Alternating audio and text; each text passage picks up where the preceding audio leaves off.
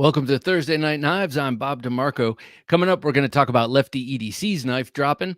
In the state of the collection, I got some pretty cool ones, some new ones. I got about 5 of them we're going to take a look at. And then I want to talk about what are the most original designs out there and what are the copycat knives. Now, this was suggested by Dave, this old sword blade reviews. He put it slightly differently, but I tried to condense it, for search engine optimization, etc., or just so I could fit it on one little thing. But we're going to talk about that. What are the most original designs of late? What do you like the most? And do you think that people are copying each other? Is there anything like that happening? It'll be interesting to see what people say. I had my thoughts on one knife for a while, and then actually doing nuts to nuts or apples to apples looks at it. Very different knives. Perhaps the same spirit. Dave, good to see you. Good evening, Blade O-Files. Oh, yeah, I like that. Good evening, Blade O-Files, says Dave, this old sword blade reviews. Waiting for Bob the original. No clones accepted. Right here. Good to have you here. Mike Flamian, good to see you, sir. What are you carrying? We'll find out in a minute. I have a feeling I know what you got on your hip. Quack, good to see you, sir. Quack says, howdy, folks. Lonely Stacker 777. Is just smiling. He's just plain happy. Right back at you, sir. Chris, Blade Ogre, good to have you with us, sir, as always. We'll see what those suspenders are holding up this week. Hero Sticks, good to see you here, Hero Sticks. Best live show on YouTube, he says. Oh, man, I appreciate that. That's awesome. There are a couple others that I really enjoy, so it's hard for me to say. Never Enough Knives 007. Good to see you here, sir. Happy Thursday. Happy Thursday. I was about to put words in your mouth there, sir. Happy Thursday, everyone. Thursday is such a good day. I love Thursdays. There's promise for a nice weekend, but still you got some obligations still left to go. So it's, but the promise keeps me going. And then there's this show, which keeps me going all night long. Byron Kennedy, good to see you here, Byron. Hi, Bob, Jim, and Junkies. Thursday Night Knives. I like that. Plain and simple. Evolved EDC, good to see you here, sir. Bob, Jim, how are we tonight? We're awesome. Glad to be here. My favorite knife podcast. Thank you, man. I appreciate that.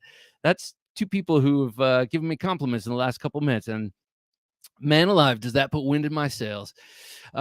So other things that put wind in my sails all around me. I have a lot to show off. One of the things, if you saw Wednesday's podcast, you know what this is going to be.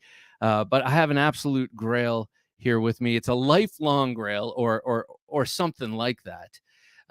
And same for my brother. And he's the one who gave it to me. And he had a very hard time parting with this, but he had a very hard time finding it in the first place. So I think giving it to me was half the fun.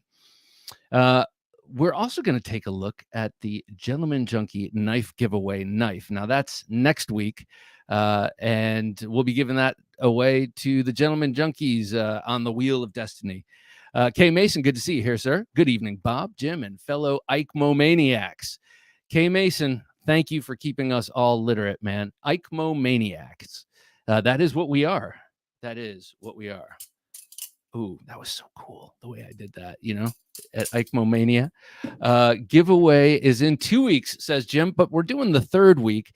And actually, in 2 weeks, I won't be available on Thursday night. So I think we'll go with the 15th. And that is technically the 3rd week, even though the 1st was on a Thursday, I'm pretty sure. So I think we're going to have to do it that way. But that is a cool knife. We'll take a look at that. But let's do a pocket check first. Today I was carrying this beautiful dreamy knife that was in no way given to me, but it was also well, let me show it to you. This is the TRM Atom, and this is the DLC version. It's a factory second, which is evidenced by the 2 little dots next to the USA. And I swear it's there. 2 little dots next to the USA. You see it there now. That indicates that this is a factory second, and I believe it's because of that blemish in the DLC. So these DLC coded atoms are not easy to come by, and I happen to be in the right place at the right time and be speaking to the right person to get this, and she threw in these gorgeous what do you call them? Micarta, G-Carta scales, beautiful emerald and purple G-Carta scales. So this is just a great knife, and these scales are interesting. G-Carta is kind of soft. It has a very soft feel to it, and it's also very grippy, but it feels organic almost. It almost feels like moss or something, or like a I don't know. It's like an organic material, and it just really fits on this knife so nicely. And I love this knife. I don't carry it enough. I don't give it enough attention. However, it is an excellent knife, and I do love the new clips. I think the clips have only differed in the gauge and thickness of their thicknesses. The first one I had, which was excellent, but I ended up selling, had what almost felt like a flimsy clip. It was just a thin, flexible titanium clip, but it felt flimsy. And this new one, I like it, a little bit stouter. All right, next up, on the hip, Byron. Yeah, pull out the trench knife. Nice find. Oh man, you're spoiling it. Yeah. All right, I will. Right after this pocket jack. As a matter of fact, I will hold it in my hand for the rest of the evening as if it's my conductor's wand. Lonely Stacker 777 says, "Hey, that sword in the corner on the floor looks new. Can you brandish it?" All right. It's not new. It's I got this over the summer. A neighbor of ours, great dude.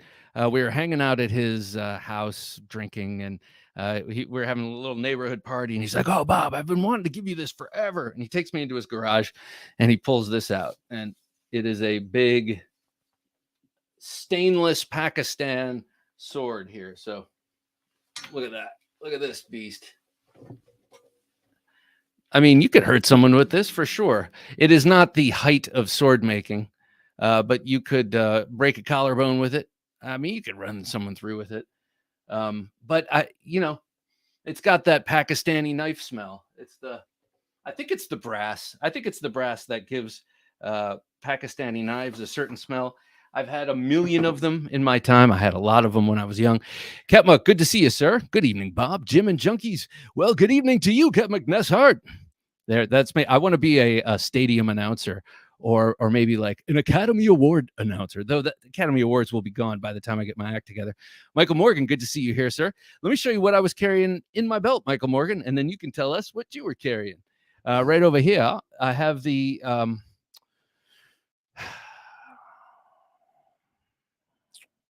Ron. I was about to call him Roger, and I knew his name wasn't Roger. The Ron Steele designed Prime. Ron Steele, if you don't follow him on Instagram, first of all, you got to listen to the podcast interview I did with him.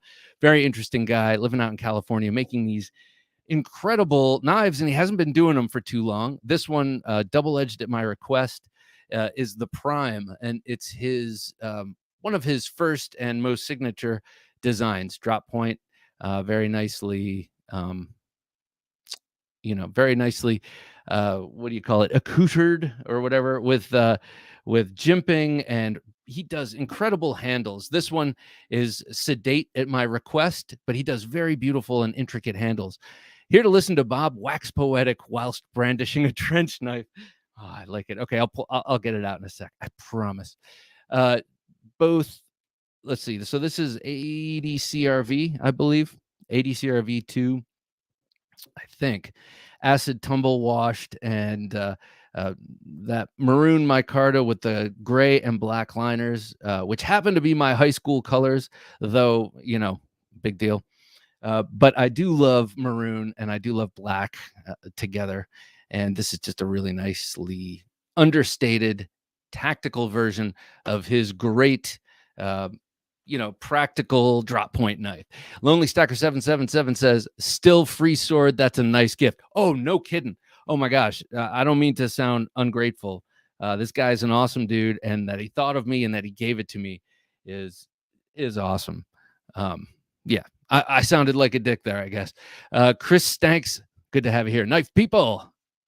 Yeah. It is. It's intimidating too. I mean, you chase someone out of the house with something like this, though you might bang into the doors. It is pretty large. It is indeed. Michael Morgan, she's a beaut, Bob.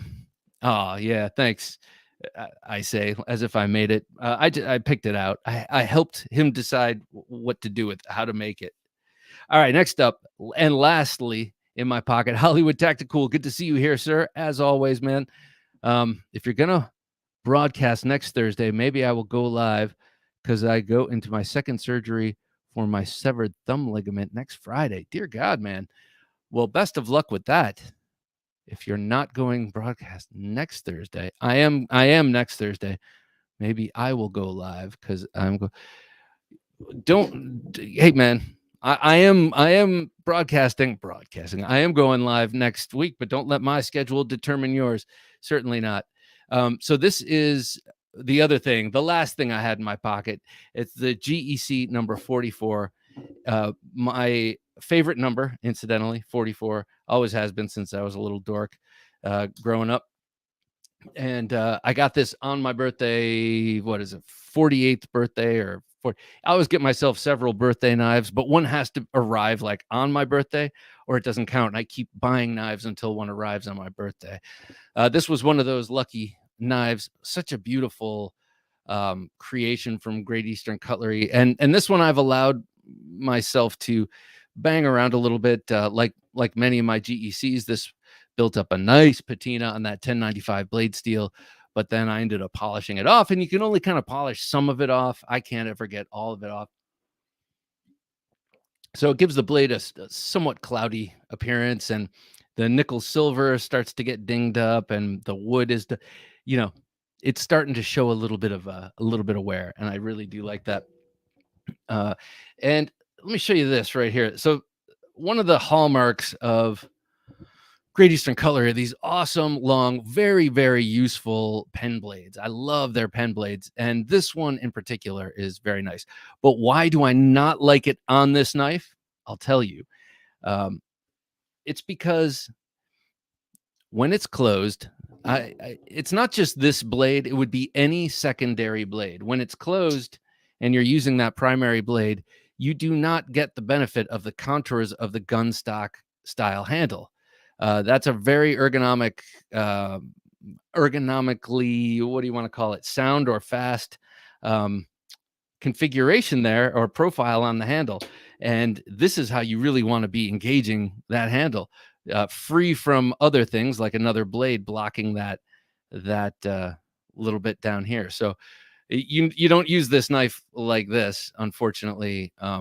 So that's the one thing about this knife that sticks in my craw ever so slightly. It's that when it's open or when you're using it, you cannot take full advantage of its ergonomic benefits.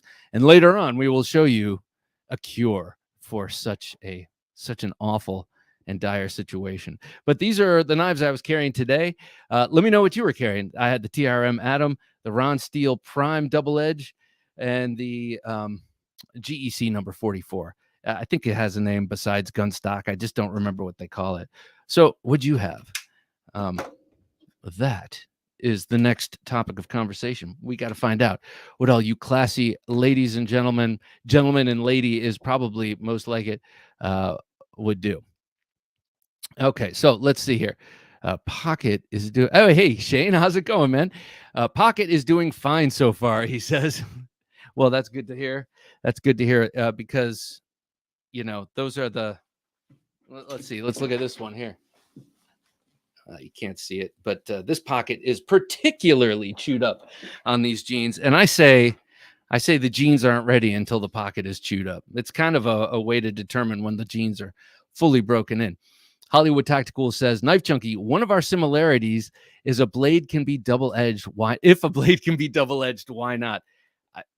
Why not? Here's a knife I'd like to see double-edged, though it would, this one, all of the Kershaw, were they 2019 Kershaws that had these sort of funky clip point blades? I think they're quite attractive.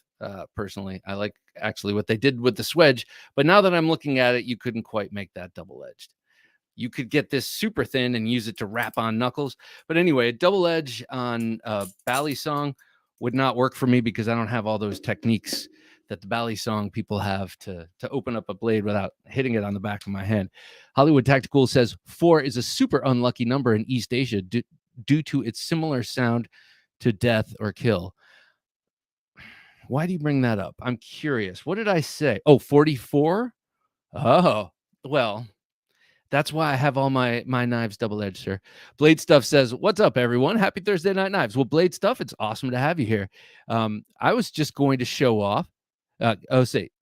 Before I do, Dave says he was carrying the Tucson Vandal button lock designed by Love Them Knives and Max Chichuk. I know that he's one of Dave's favorite designers for sure. Along with a custom Josh Mason fixed blade clip point. That is sweet. So Josh Mason, Bright for War. Here's my Josh Mason. Mine is developing a little patina on purpose. I gotta keep going with that. But what a beautiful knife! And Dave and I were just DMing earlier today, and he mentioned how awesome his grinding is, and indeed it is. So happy to see those clip point blades go to a great home and an amazing collection, because I was keeping my eye on those, and I had just bought a Josh Mason, so I wasn't going to get another one right quick. And all slip joints stick in my craw, Bob, says Jane. Shane, come on. You got to change that attitude by the time you're a grandfather, okay? Because then you got to give your grandson a slip joint. No, I'm going to give him a lock. No, you won't. You'll want to give him you'll want to give him that slip joint. Oh, man. Oh, hey, you know what? Blade Stuff. Today, the Wii Subjugator. I love that name. It's the Subjugator. And the Microtech SOCOM Elite. Very nice. I have my Bravo. It was supposed to arrive today. It did not arrive today. Boy, they're very casual in their shipping over there at Microtech. I was hoping to show both of these off tonight, but your SOCOM reminded me.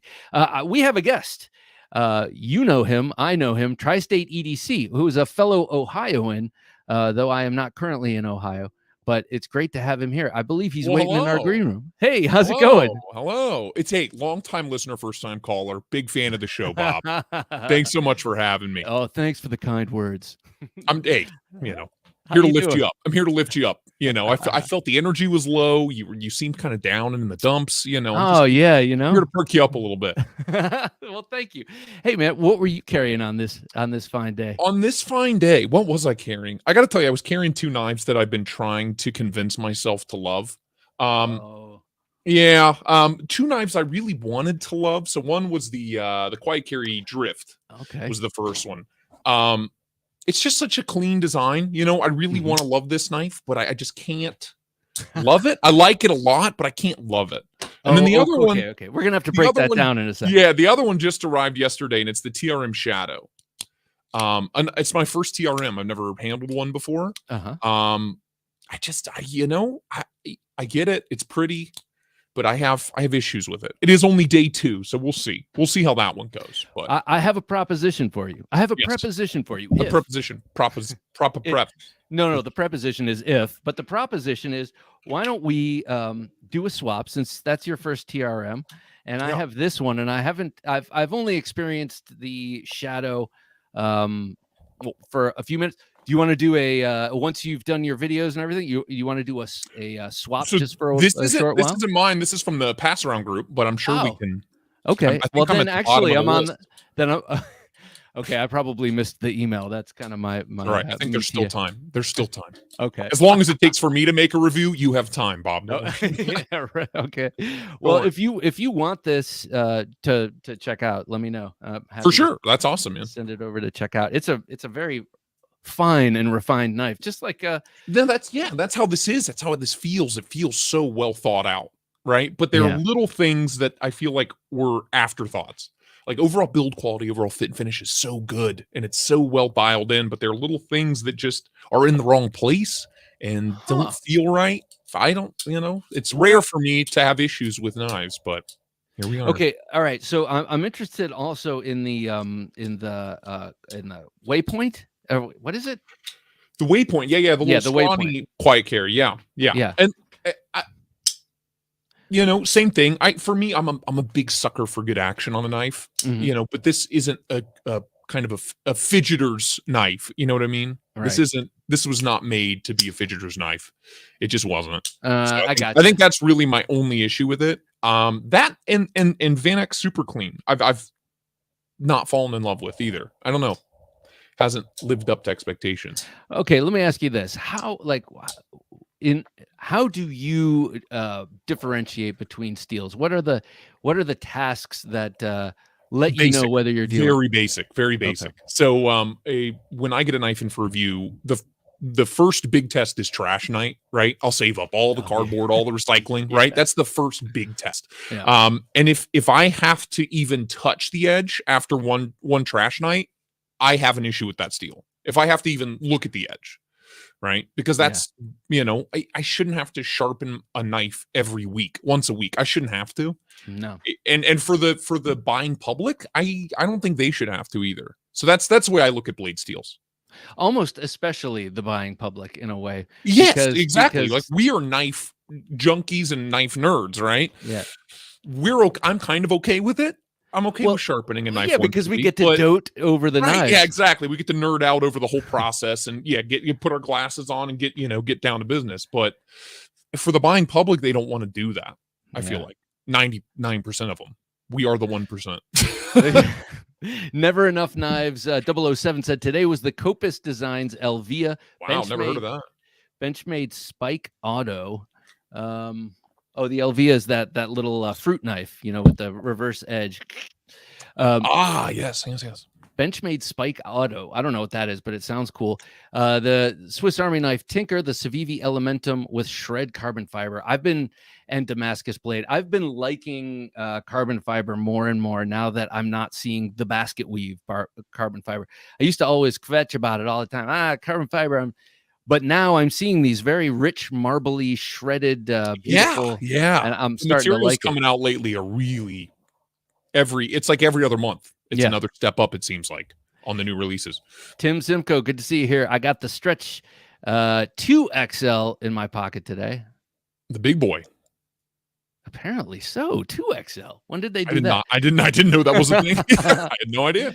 Lonely Stacker 77 says Swiss Tool, CRKT Ritual, Guardian Tactical, nice Recon 35, and the Citrine Natural.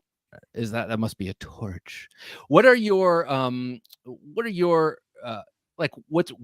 your wheelhouse, so to speak? I know you like fidgety, but in terms of size and materials and what do you look for most? I can tell you where my ceiling is, and it's probably 3 3/4 is like my ceiling on blade length for a folder. Okay.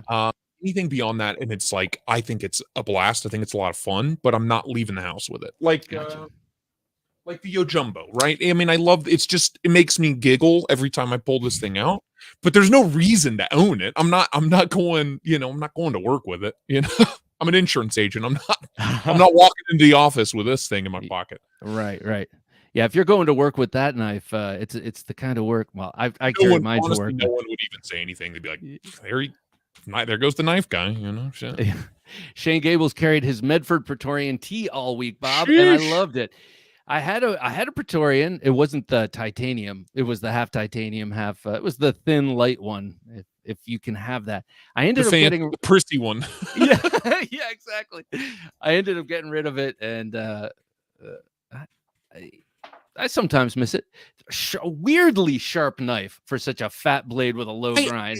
I look at all of the Medford knives, and I'm like, there's no way that'll cut anything. There's no way. And then everyone loves them, so they're shockingly sharp for how big they are. Evolved DDC carried my Bladeworks American Bladeworks Model 1 V6 in black micarta. I love that knife. I got the 5 in G10, and I've been rediscovering this knife of late. Hey, let me show you something cool. Now, this is a grail of mine, but it's not your average grail. I've wanted one of these since I was a kid. This is a 1918 trench knife, yeah, and that's a cast bronze hilt, knuckle duster, double-edged blade, and it's from the LF&C company. I got to do my research on this thing, but my brother and I have both wanted these for ages, and he has sort of taken pride in getting me a lot of really cool historic knives, and this one. It's amazing how well those old knives have held up. Yeah. It blows my mind. You know, they say they don't make things like they used to, but I feel like knives and guns especially, they really don't. Do you know what Yeah. I mean? Yeah, I do. We have an old growing up, my dad still has it. It was they called it a field surgeon's knife. It's like a World War I field surgeon's knife, big kind of bolo machete looking thing, big crazy thing, and it looks like it was out of the factory 10 years ago, not 110 years ago. You know what I mean? It's crazy. Yes, that's when I know it's sort of double-edged, guys. Has a long spatula-like blade, and then it's like a shovel basically. Yeah, oh, that's ridiculous. Cool. Yeah, that's a great. See, I love those kind of historic things. I think they're really interesting to have around. Let's see, Blade Ogre carrying the ProTech Bren 3, ZT 393, Southern Grind Bad Monkey, Hinderer XM18 recurve, CRKT seismic, and the keep them going. And keep the them tactile going. Bear. The suspenders you mentioned are called a belt. Oh. So Blade Ogre, he always has an incredible loadout of like but it's because I make YouTube videos. I have to, you know. Yeah, right. All right. 6 or 7 knives, and but yeah, he's not holding it up with a. And Mike Flamian here always has a Randall Model 14, which is really impressive. Randall Model 14 Attack 7.5 inch, and a Southern Tolk. Oh, that's a pretty folder. Pretty. Those are graceful. Real purdy. Yeah. Real purdy. And Victorinox on the keychain, Spyderco Arc neck knife, and SIG P22045 for Pew Pew. Mike Flamian is good to go, man. Yeah, he's ready. He's ready for business. Man, wherever the day may lead, he's ready. I hope it stays right here at Thursday Night Knives, and none of those things are needed, but only pulled out and appreciated. Hero Stick says, giving a nod of support to Ukraine, I carried the Runtley in yellow belly and Cimarron in bright blue. There you go. Oh, man, those color coordinated, baby. Yeah, I like it. Kept McNessart carried the Bear Forest Knives GT EDC LT Right Next Gen Buck 55 and a Finch Cimarron. So what are your favorite knives of 2022 so far that you have purchased? They don't necessarily have to have been born in this year, but what are you excited about lately? So the two that I am most excited about getting, I pre-ordered them, was the Nimble XL, the Nimble X, right? The big EMP EDC Nimble, and then the Jason Grant gripper. I knew it. I was going to say Brass Brigade. I love it. Oh, I love it. I love it so much. My favorite one that I have now so far that I've purchased. Oh, that's hard, man. It's only been 3 months, and I'm like, God, I don't know. I spend way too much money on knives. So these two, I can't not mention these two. The knife modders, modded Spydercos with my mustache monogram on them. I was going to ask about those. Those are so cool. Oh, they did such an insane job, and then they did the bark pattern on the reverse of the chef here. I adore both of these, but my favorite knife under $600 is probably the Arcane. The Arcane. Yes. I love the topic this evening too. Most original knife designs, because that's all I gravitate towards is like the weird and the wacky and like the out of this world. And that's what I love so much about his stuff. Okay. All right. Me too. All right. Okay. Yeah. I happen to have my Arcane. I got the dagger. I love, like we were talking about before, if it can come double-edged, that's what I want. And legit double-edged flipping daggers, totally symmetrical. They're very rare. You got sharp. My wife loves them. It's bizarre. My wife loves a perfectly symmetrical knife for some reason. I'm like, sweetheart, you take your finger off with it. And she's like, I don't care. I love how it looks. I'm like, I don't care. I have 10. Okay. But yeah, I love that futuristic design. So the question is, and I love his designs. I am not singling this out. Is that knife an original, or is it derivative? But what is original, right? I mean, can you Can you write an original song in 2022? My answer is no, you can't. As a musician, the answer is no. You can try all you want. You can't. It'll sound I take that back. You can, but no one will listen to it. So it's like, do you write the song that's original as a knife designer, right? Here's the metaphor. Do you write the song that's original that no one listens to, or do you write the song that kind of sounds like something you've heard before, but is its own thing? I feel like that's all design, all art in general, right? Well, yeah, and then in this case, it's like, well, how do you define original? Like, Right. what is the, because I look at all we're doing is emulating everything since the day from the day we're born on. We're just emulating what we see around us. Sure. But I mean, in particular, the knife you just held up, the the Abyss, the crawler. That's the crawler. The crawler. The crawler. You could look at that and say, oh, this comes from a culture that has the Yojimbo too. Right. But you show it next to the Yojimbo too, and you're like, okay, I got it. I see it. You know what I mean? Yeah. But well, this is what I was going to say, and this is how I felt about the Axion the Vero Engineering Axon. Yes. Yeah. And the Brian Brown Jaeger, until I saw them together. Yes, beautiful knife, man. Oh, I love those handle scales. Yeah, they just released these. These are made by Vero. These scales. Those are cool. Yeah, but the thought was separate.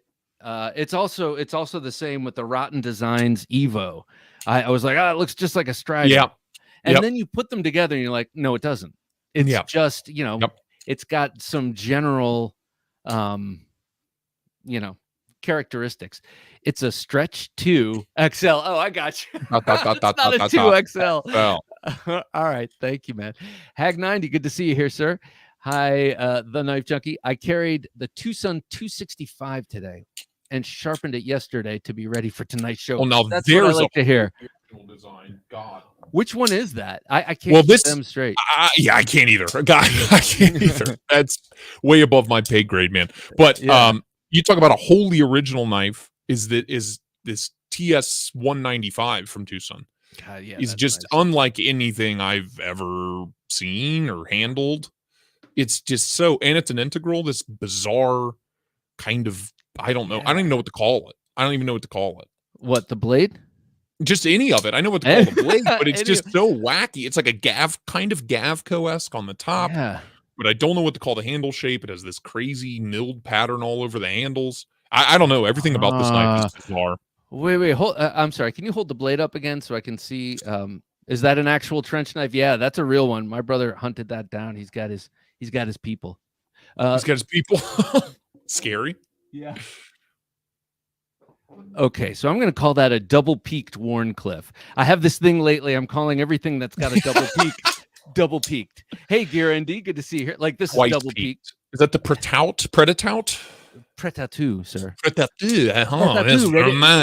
Ready for anything. Gear ND. Hey, I got Gear ND's gear right in front of me. Check this out. Oh, here's a little knife story. So this is something Gear ND made. I showed it off last week. He sent it to me to check out. It's a pocket. Hero Sticks. Good point. Pocket Tomahawk. What did Hero Stick say? Oh, he brought up the Colsa, which was one I was going to discuss later. Oh, okay. All right. We'll talk about that in a sec. I want to hear about that. That is intense. That's an intense little. Yeah, man. And it fits in your pocket with the. What? Yeah, it fits in your pocket, and you can do all sorts of like hooking and chopping and hacking and slashing.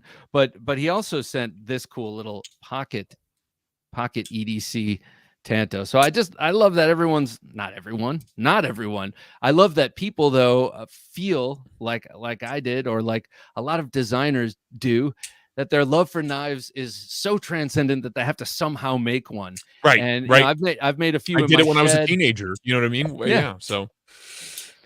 So what was the knife you were just talking about? But Gear ND had, can you put Gear ND back up so I can finish my thought with him on Hero Sticks? While completing my daily drool over Arizona custom knives recently added, I saw their trench knife recently sold and had a chuckle. Congrats.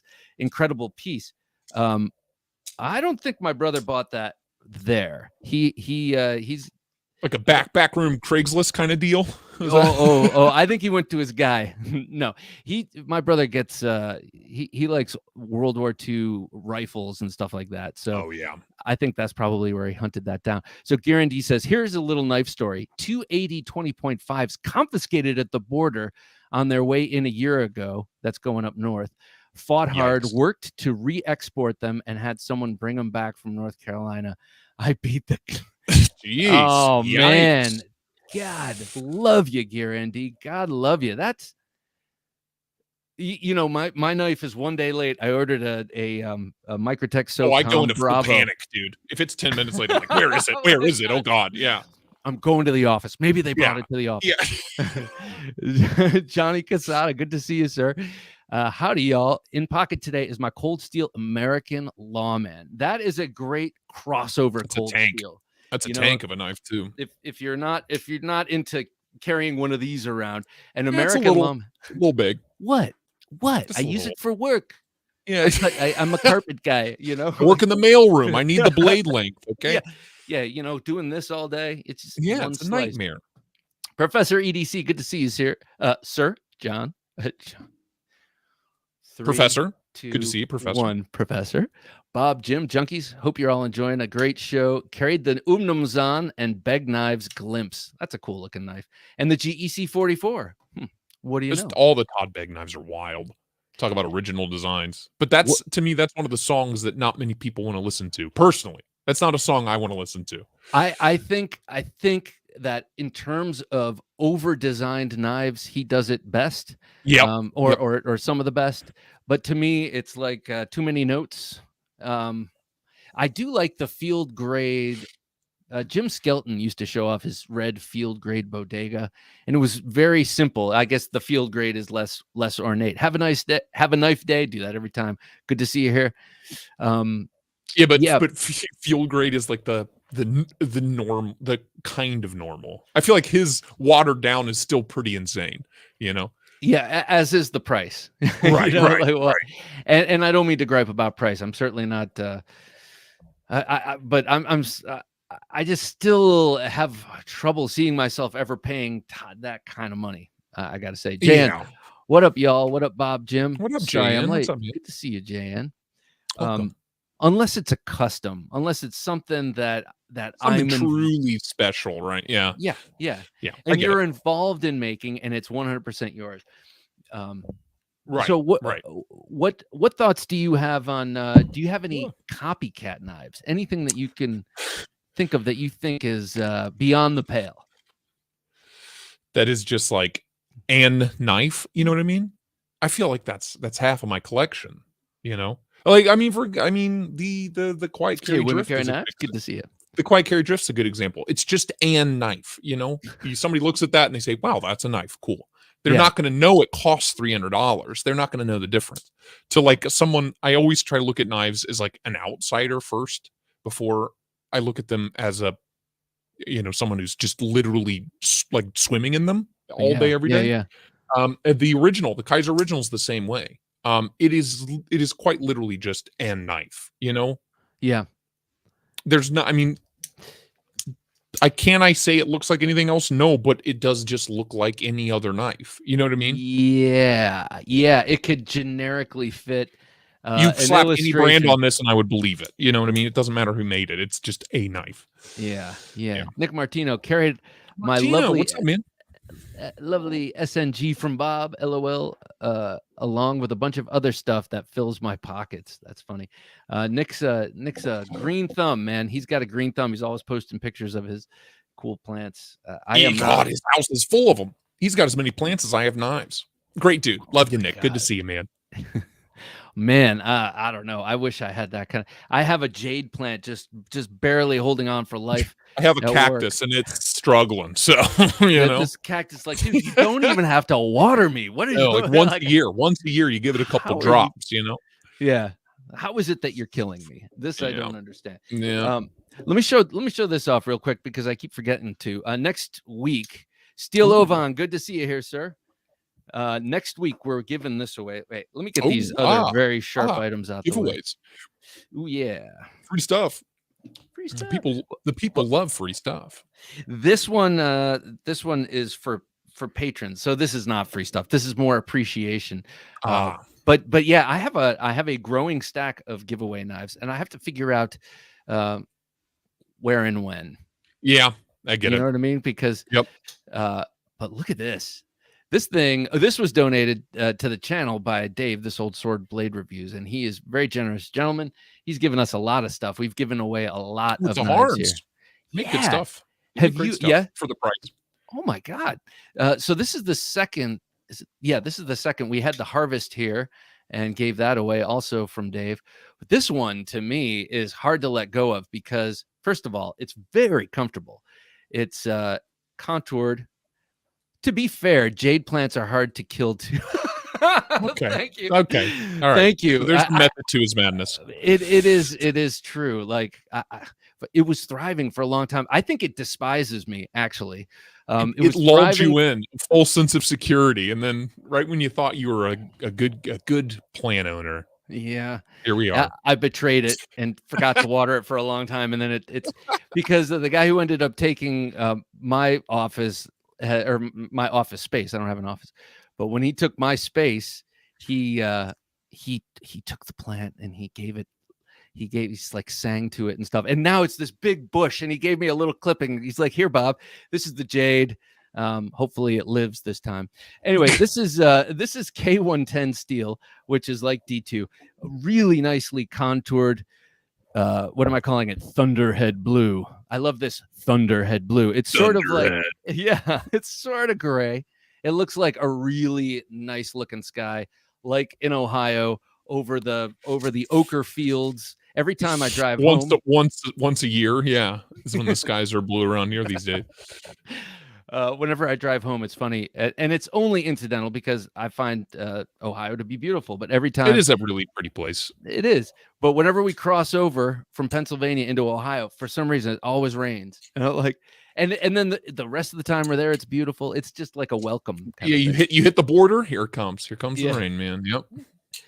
So this nice bearings, really excellent knife. Is that a coated blade? Yeah, it's got like a titanium, like a subtle coating. It's very interesting. Yeah, like kind of gunmetal gray. I dig it. Yeah. Nick Martino, I recently got a pink variegated jade tree. Oh, did I pronounce that right? Worked for me. Variegated. It sounded real, right? Thank you. Well, that sounds cool, Nick. I don't know what that means, but it sounds like it's like something that I could not keep alive, but I do. Man, I do love that, and I wish my wife doesn't. My wife does not. My wife. My wife. No, she does not have much of a green thumb either. As a matter of fact, when I was doing well with my plants, I was ragging on her about how she was a plant assassin, or more like a. that went over great. All right, let me show you something very cool. Please do. That I have gone totally crazy for in the past week. Yeah. It's this. Doesn't even fit on the screen. The Max Ace. Yep. Yes, yep. I love outrageous. The Sandstorm. Where have you been all my life, Sandstorm? First of all, double peaked. You got a double peaked sort of clip point there. Here it is. I love that. So, there it is. Yeah, there it is. The double peak. The double peak. That's what I look for. Outrageous. No, but I love this action. This big giant blade, totally heavy, just falls shut. But I love the big knives, and this is a nice change for me because it's got a lot. It's a big folder, but it's got a lot of the fun of the Chinese knives. That's how I'm going to say it. With the awesome action. I have some other great big knives like the cold steels, and they're awesome, but they're not fidgety. They're not giant fidget knives. Right. And this is a giant fidget knife. You gotta be careful with this thing. Yeah. And I think that's why I love like the Yojimbo so much. I love the Tucson that Love Them Knives did, the Vandal. I love that thing. It's just so ridiculous. It's like, a 10-inch button lock. There's no reason for it, right? There's no reason. Yeah, it's just, it's outrageous, but it makes me laugh. So, hey, what are you going to do? I gotta get my hands on that Vandal.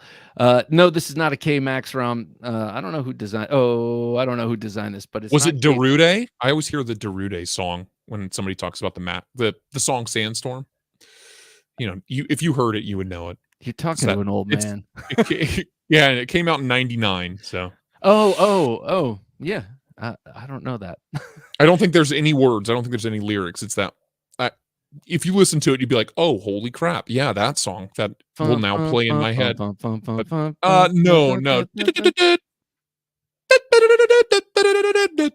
That song. You would know it if you heard it. You would know it if you heard it. As soon as you heard it, you'd be like, there it is. And then every time you see that knife, you'll hear Darude Sandstorm in your head. You'll hear it. Oh, thanks, man. I appreciate that. I'm here. Wait. Hollywood Tactics Cool said double peaked. Why not say harpoon? Because this is not a harpoon. I don't like harpoons, but I like this. No. Harpoon is too abrupt, and it. I know it serves a purpose. It's like an add-on swedge. Right. If you're gonna say it has a purpose, it's as an add-on swedge. On a small enough blade, it's a thumb stop or something like that. But it always felt like an add-on to me. But this, it's different. It's like a Mac, the classic Mac V SOG Special Forces Bowie. You know, it's very famous. That wavy top. I don't know why. Now I'm looking around my collection. I mean, the Yojimbo has it, right? That kind of the double hump here and here, right? Yep. It has and the perfect place to put your thumb. Right. Yeah. I'm looking around my collection. I'm like, dude, how many double peaks do I have? How many are there? Let's hashtag double peak. Let's get this started. Let's get this going. Let's blow it up. Come on, people. Indeed. Let's blow it up. But I have been on a little K-Max ROM tear. That was Nick. I have been all these damn Predators and Pelicans. Man, I like them. Ooh, I have one, but it's another very expensive one. Double peak. Oh, this is a transparent knives custom blade on a Benchmade 940. So this is probably the most expensive Benchmade I'll ever own. That is rad. It's on, I think the Rockwell's like 64 HRC on this one, and it is quite literally the sharpest knife, like the slicey's knife I own. It's stunning. I love this thing. But that's beautiful. Handmade in his parents' garage. It makes this knife like Benchmade. What are you doing? You can make this knife. What are you doing? Wake up. Snap out of it. Oh man, get weird. I wish Benchmade would get weird. They're not gonna get weird. They're not gonna get come weird. out with a warning. Hey, they're. Oh really? Are they? What is it? It's called the. I think it'll come out in the summer. It's called the Griptilian Wharncliffe. yeah. Basically, it's tiny. It's basically a mini grip. What is that called? Somebody in the comments will tell us. I'm sure, because I'm a fool and there are too many knives to keep track of. Now I'm going to say something, and you're not going to believe it. But you don't own any Wharncliffes? But it's true. Oh no, I have. Okay. All right. Okay. So, hey Todd, good to see you. Carr. Got Todd Carr with us. Wharncliffe is probably one of my favorite shapes behind Tonto, Bowie. No, I'm just kidding. It's just I so love them usable. all. It's just such a usable blade shape to me. For my light use. Yeah, I light use too. Sorry, I was stepping all over you there. I also like the way it looks like a Viking. It looks like a sax. A sax. Yeah. Yep. Yeah. So let me show you this. You're not going to believe this, but I am holding in my hand the second really good Gerber that I have held in my hands. I won't believe this. Since 1977. My dad had one when I was a little kid, and I was like, a little backlock? Yeah, he had a backlock. It was nice. It was like their slick version of the 110. And then 40 years go by and it's awful. And then 2 weeks ago, or no, not 2 weeks, about 2 months ago, I'm at REI. And I've got my little annual coupon burning a hole in my pocket, and it's about $20. And I see this knife, this Gerber Zilch, and it's about $20. And I'm like, all right, let me see. And I get it, and man, I will tell you, all they got to do is change the steel and change the cheesy handle material, and this is a really good. So change all the big pieces. No, I just mean in turn. I don't mean change the shape and the design. I mean change the materials. Period. But it's well made.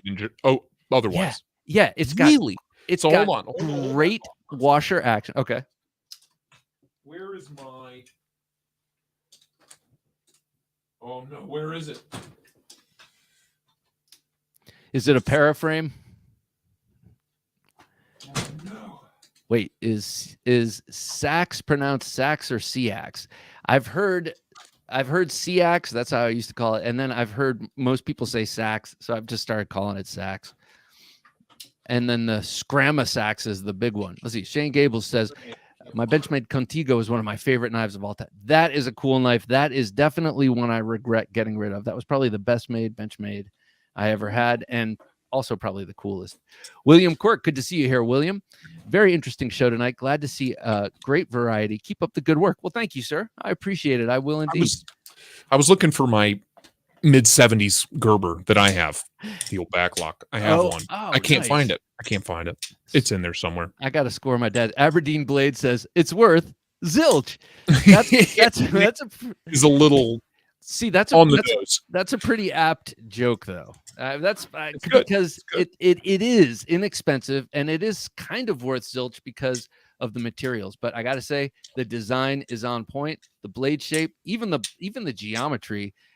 So anyway, I got this. I was excited, and I said to myself, this could be a platform for them if they can just keep making this knife well, right, and just upgrade the materials. This could be a breakout knife for Gerber. They need it. Then, well, I look at the Sumo and I think the same thing. I love the looks of the Sumo, the Gerber Sumo. It's a great looking knife. Which one is that? It has like the Axis style locks on it. It has deployment slots. It looks like it has a full flat ground blade on it. Yeah.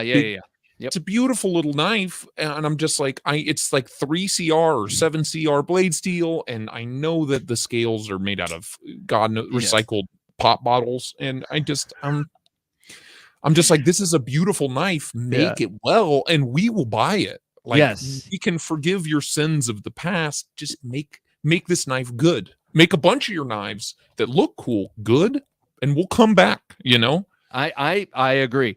Nobody says the Knife Junkie Benchmade immunity. Immunity. That's the Warnie. That's the Warnie. Oh, the immunity. Oh, I was about to say I too have Benchmade immunity. I can go the rest of my life. That name is also very on the nose. It's called what's the full name? It's full immunity. It's called the full immunity, and it was announced right at the tail end of the COVID. Yeah, I know. Yeah. But it's a beautiful knife. If you pull it up, it's a gorgeous looking little Wharncliffe, man. Great little EDC. They want $1 million for it for no reason, but. All right. So let me show you this. Gerber saw my zilch video and they're like, can we send you a knife? And I said, yes. And they sent me this. It's called the Sedulo. And it is their version of a Benchmade, if you will. It's made in the United. Got a better axis lock. It's got a very good axis lock. It's not hard to beat Benchmade at the axis lock these days. True. Let's be honest. It's true. But I've always had a little bit of trouble with my Hogue Mini RSK Mark 1. I gotta say. Really? Yeah, and my large Mark 1, and nothing that bothered me, but neither of them. Yeah, I mean, this one, okay, this is new and it is breaking in, and actually over 2 days of flipping it, it's really good. It's See, now this is where they're kind of a day late and $1 short. It's S30V, which is good. It's USA made, steel. which is great. It's got really cheap feeling plastic handles, similar to this. That's what I was going to ask. What are the scales made out of? Yeah, they're FRN, I'm assuming. Yeah. Very good. Look at this clip. It's actually a decent clip. It's mind blowing. I mean, they've actually put a little chamfer on the edge of that clip so that. Look at that. I don't know if you can see it. There's a little. They actually care. It's almost like they actually cared. Yeah. Isn't that wild? You can feel it on this. So I say cut back your production of all your big box store knives and just do these. But maybe the issue is they make so much money on their crappy Walmart knives. Oh, because everybody keeps buying them. Yeah, well, that's true. Gator. Because the Gator, that's that big giant hand filling clip point. Looks like a big old cold steel is what it looks like. Yeah. It makes cold steel look svelte. Nobody says Gerber Sedulo is much better. S30V and crossbar lock, Chef's Kiss. Yeah, it's working for me, man. I gotta I'm say. surprised. Oh, wait, here's something else I gotta show off. Lonely Stacker 777. Plastic makes me cringe. I can't stand plastic handles. Hey, Lonely Stacker, how do you feel about this? Listen. Oh, it's like the interior of a Kia Optima. That's what it sounds like to me. Well, anyway. or a secondhand Hyundai Elantra. That's the interior sound of a Hyundai Elantra. It smells like it too. Yeah, it smells like it too. Right here, if you look at this, this is what has kind of shocked me the most and has impressed me. Flat. The edge bevel is perfect. The edge Clean. bevel is perfect on both sides. And the way I noticed it is I was checking the centering because I wanted to find all sorts of wrong things with this. Right. And I actually only found one. And I'm not including the choice of handle materials as a mistake, but there's one thing I'll point out, and it's a finish issue, not a fit issue, but a finish issue. Anyway, I was looking at the centering and I noticed, damn, that point is exactly center line with two equal sides to that triangle. And then I examined so I look forward to, I'm going to do a video on this where I rarely test and cut stuff on my videos, but I want to see if it's good, and I want to be surprised or not, Right. Yeah. I only cut if it's like a brand new steel to me. Like Van X Super Clean, I put through its paces when it first arrived. Like I saved up cardboard for like 3 weeks and then just saw how far it got. I know how S30, S35, S45 and M390 performs, so that's kind of like my scale. M4 was another one, but M4 just never gave up. I ran out of cardboard before M4 gave up, so I love M4. It's a great steel. And I currently have none in my collection, actually. Really? I have two. I think I have a Smock in M4 and then the Benchmade Super Freak, the big dog. Oh yeah. Love that thing. Nick Martino has the last M4 knife that was in my collection, which is the Blade HQ exclusive. Yeah, they love M4. Yep. Oh man, I regret getting rid of it. Well, no, I don't. It went to a good home and I needed the cashish to buy something else. I was going to ask you, you do these epic live streams. I mean, 3 hours. And so tell me it's the drugs. It's the drugs, Bob. They just keep you going, drug-fueled live streams. Tell me a little bit about your live streams and about your channel and what guides you.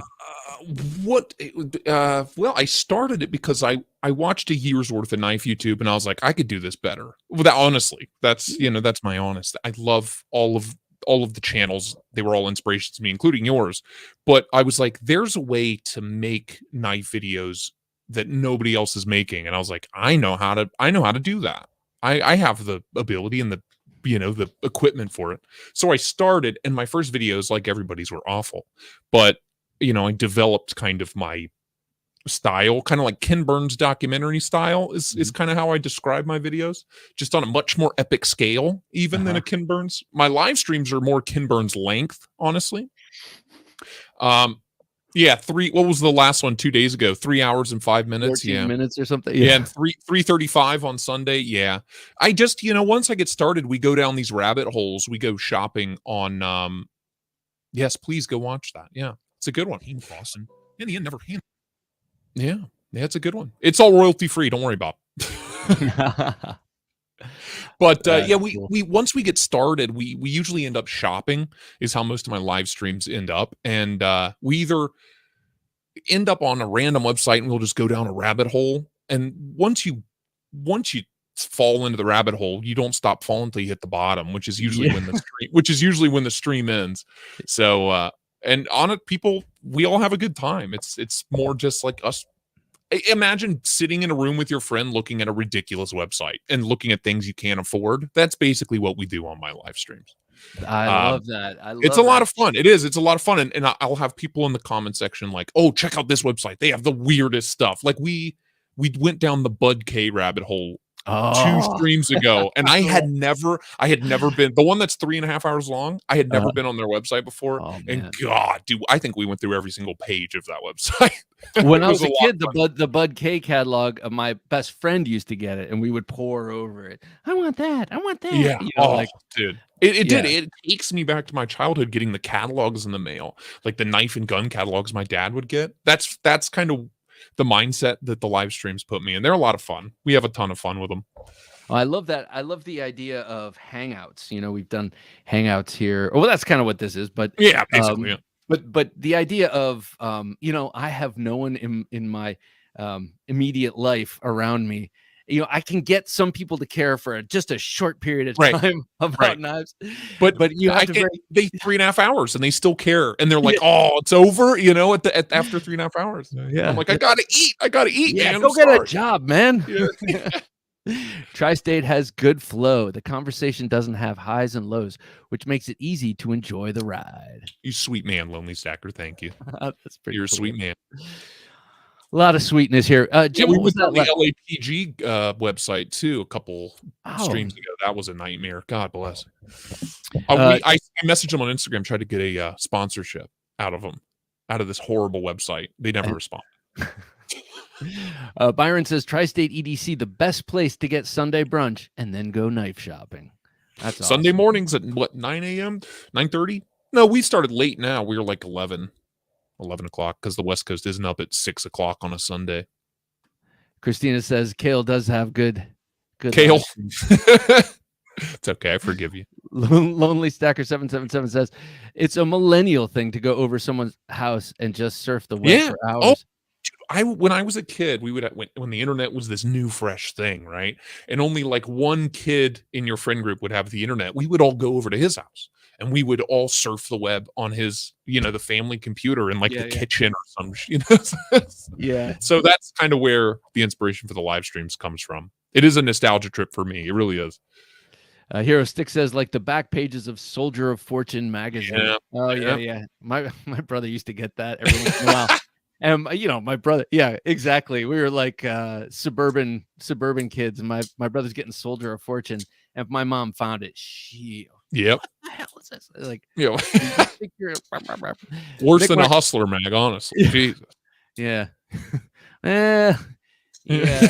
I'm not sure about the same. Yeah, just about. Shane says, I just show up on TriState EDC Sundays. The wife shows up sometimes. Is on. Oh, nice. Shane's in love with my wife. It's fine. I'm okay with it. It's fine. What is she into? I know she makes stickers, right? She is more and more every day. It seems it's very interesting. She was never a night. She's a girl. A girl's. I don't want to say a girly girl because she's strong and very smart and tough as nails. Could probably kick my ass, but more and more every day, man. She's grabbing a knife out of the knife box. I'm like, what are you doing? She's like, I don't know. I just want to play with this one. I'm like, that's why I married you. Right there. Oh man, she's a keeper. I was like, take whatever you want out of there, sweetheart. She loves button locks. She loves them. She goes, I can fidget with them even when my nails are long, when I have my big nails on. Oh my god, which is a big thing, right? Yes, and that's why she loves automatic knives and she loves OTFs for the same reason. So like an OTF, that makes sense. If you have big long nails, you're using kind of the back of your thumb, so your nail isn't getting in the way. Yeah, right. You gotta love it.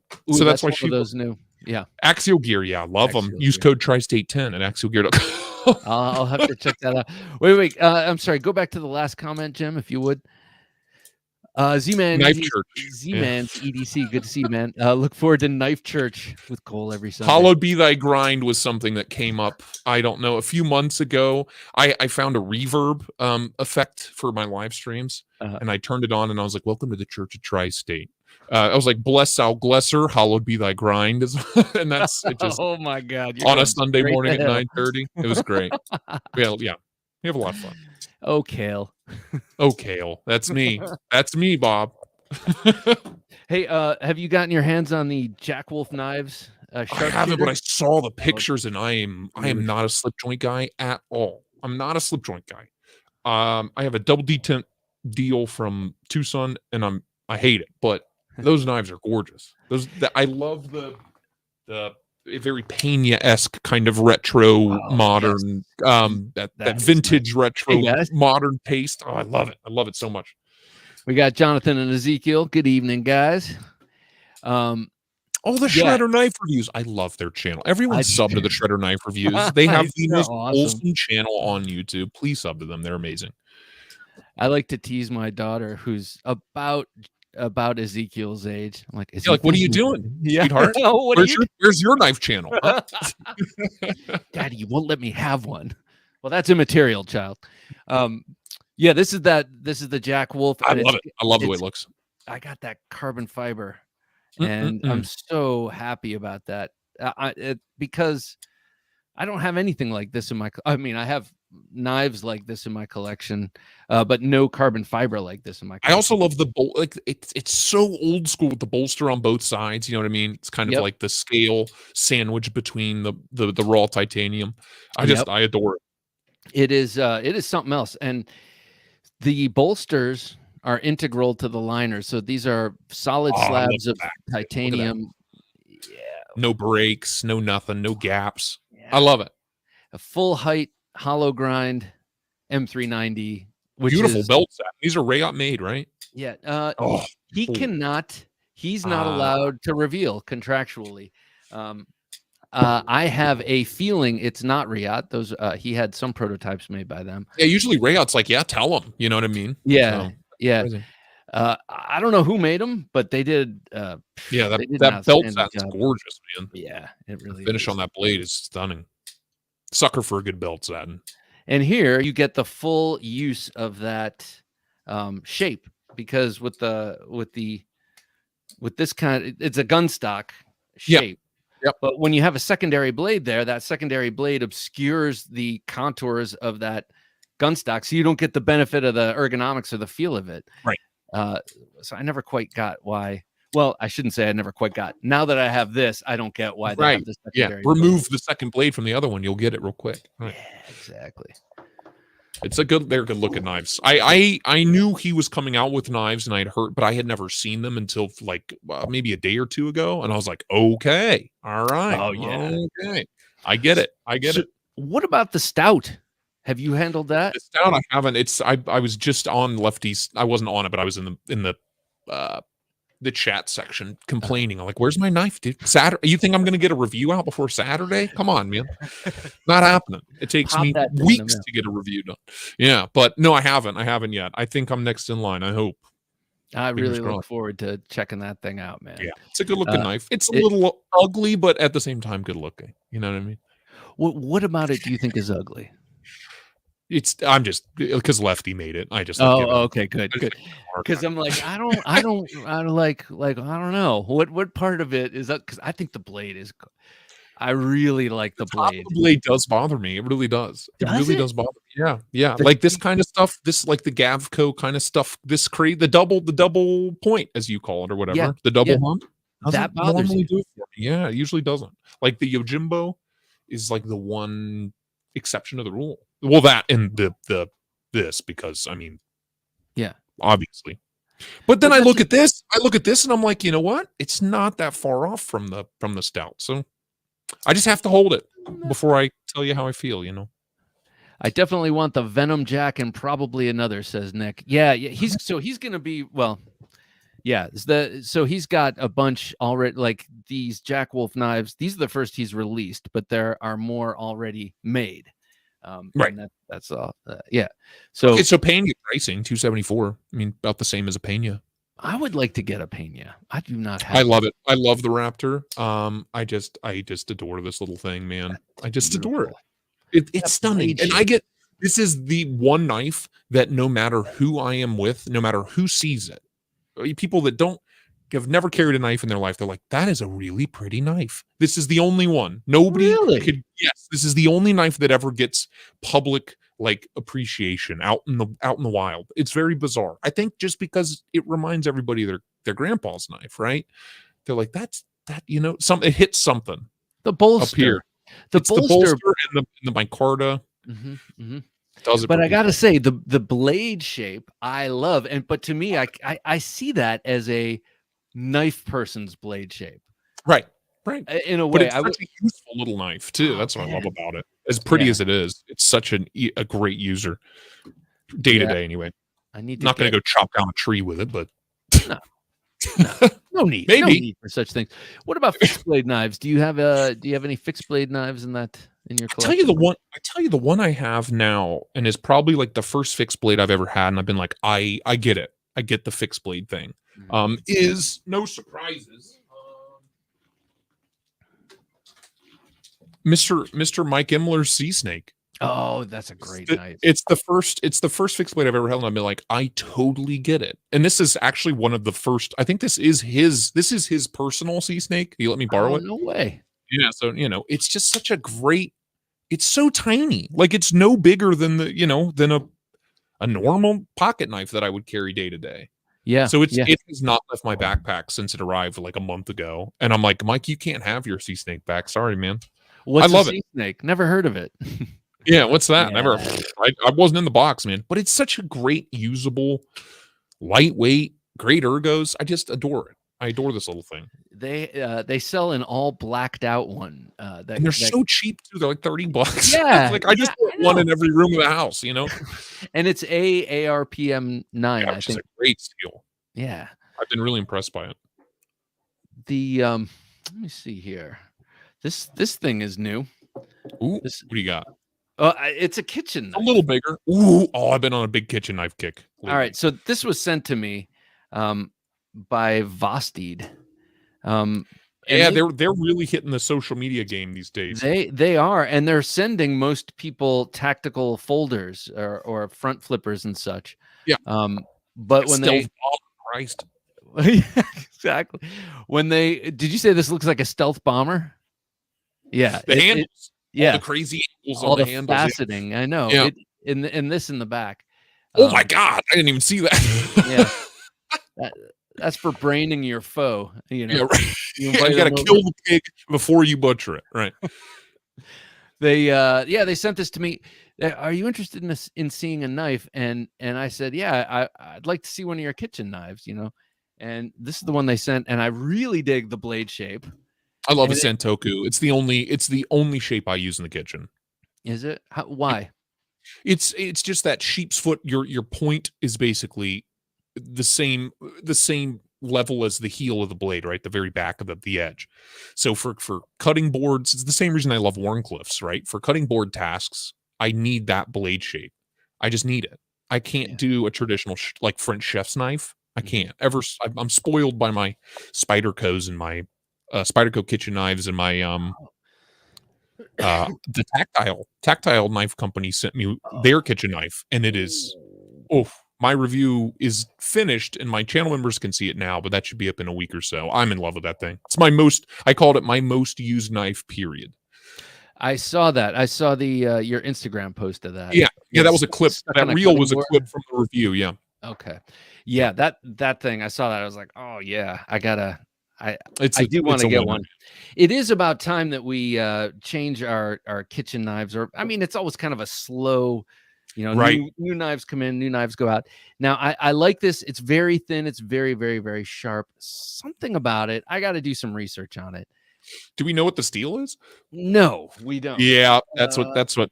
I don't buy kitchen knives unless it's public information. What's the steel? It says 3-layer high carbon steel. Right. Nick says, "Damn, that's gorgeous." So to me, I'm thinking one of two things. They're either trying to hide the steel, or they think I'm stupid, and or that I don't care about what blade steel is. Yes, that's most kitchen knives, though.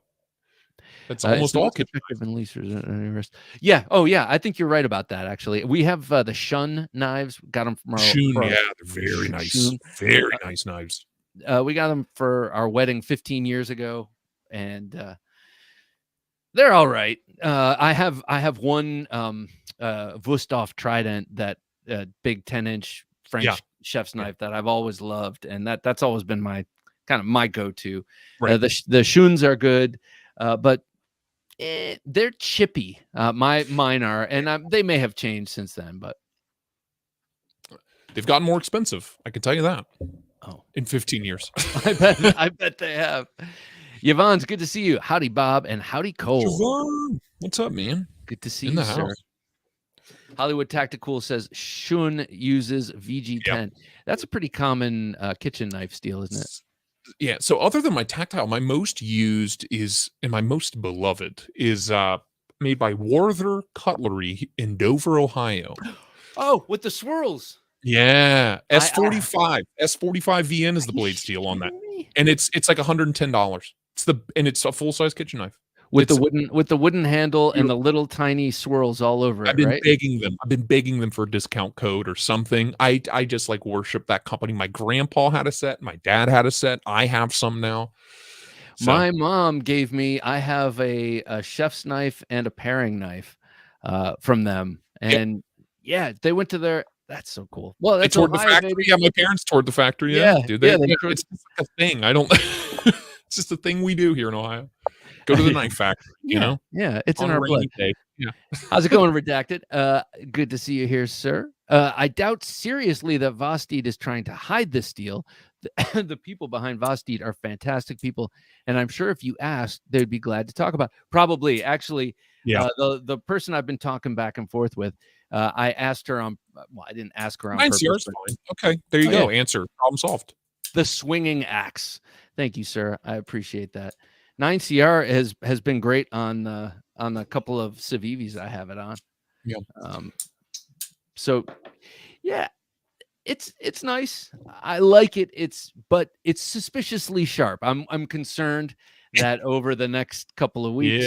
Yeah. So I'm going to do my regular maintenance protocol with this and see in a couple of weeks. I have a feeling I'm going to really. I have a feeling my real criticism will not be with the blade, that it will be with the ergonomics of this handle. Yeah, it looks a little intense. It looks cool. I mean, it is a really crazy cool looking knife, but that handle, I'm looking at the handle. I'm like, I don't know about that. It's a little. Do you remember what the hell were they? Global chef's knives. They were the hot ticket for a short while. Oh yeah. They looked cool and were so unpleasant to use. I had friends who had Globals, and I came over and we used to do a lot of cooking in each other's kitchens in those days. Oh yeah. And I remember coming over and being like, "Oh, sweet! I can't wait to. How does this work?" You know, it was like I needed. I couldn't hold it. I need a user manual for this. Exactly. They still sell them, man. And they still look violently uncomfortable. Yeah. Williams and Sonoma sells them for $400 a set. Oh, I bet they do. Woof. Can you go back to the last comment there, Jim? Byron said Wusthof has a new performance black kitchen line, new in 2022. Huh. So you can sneak up on your foe right after you cut the onions. Yes. Shane says, Bob, do you cut enough in the kitchen for the ergos to matter? Yeah, I mean, I do. Ergos, the kitchen's like the one place where ergos really matter, because 9 times out of 10 you got crap on your hands, you got oil and grease and water and crap over your fingers. And I used to work in a kitchen, and I held the knife like this because that's how I was taught. And this feels uncomfortable in this position. And that's why that. Yeah. And so now I'm trying to figure out the best way for me to use the blade itself, though. What I really want to do for the video, Shane, is what they do in the in their video, and put a Roma tomato on just shave the yeah. But I just have to get my daughter off screen to hold it in place. I was trying to do it with a grape, and then I just, once you get the cut started, you can do it, but it's started. You just need to cut one side of it so it sits flat, and then you just got to super glue it down. That's literally, I've done a little bit of commercial work, and that's like food photography and videography is just, it's all a lie. It's all a lie, man. Is that what you used to do? Tabletop photography and no, I've always done like as a hobby, but you're in the past like 10 years, I've done a lot of product photography and video work for smaller local companies. And the first food shoot I did, I was just like, how the hell am I going to make this work? And I was like, I'll just super glue things together. Yeah. They'll never know. It was that or a toothpick, but the toothpick looked really ugly. We didn't have the right toothpick, so we had super glue. Oh, super glue works, man. It's good for wounds. It's good for everything. The Swinging Axe says, I also got a free Vosteed Morgan utility knife and cannot recommend it. And not enough finger clearance on the cutting board. Oh, interesting. Yeah, yeah, Shane was talking about, I never thought about the ergonomics of a kitchen knife. I do all the inglorious short order cooking of the week, and then my wife gets all the glory on the weekends making beautiful makes meals. The big meals, yeah. And I always sous chef for her also for the beautiful meals. Yeah. So ergonomic. I end up with the knife. Maybe Buddha Flash. Good to see you here, sir. Good evening. Late to the party, he says. I end up holding the knife and using it for probably like 10 minutes of work. If it's a big meal that she's making, and I'm doing, first the onions and then the garlic and then the shallots and then the whatever else, peppers or whatever. Even the simplest, I mean, in my review, I said like the simplest of tasks can be a nightmare or it can be a dream in the kitchen. Like the easiest thing can be a nightmare if you don't have a decent knife that is comfortable to use. Oh yeah, man. And you have people do use their kitchen knives the most, and if you don't keep them sharp, these are the worst, man.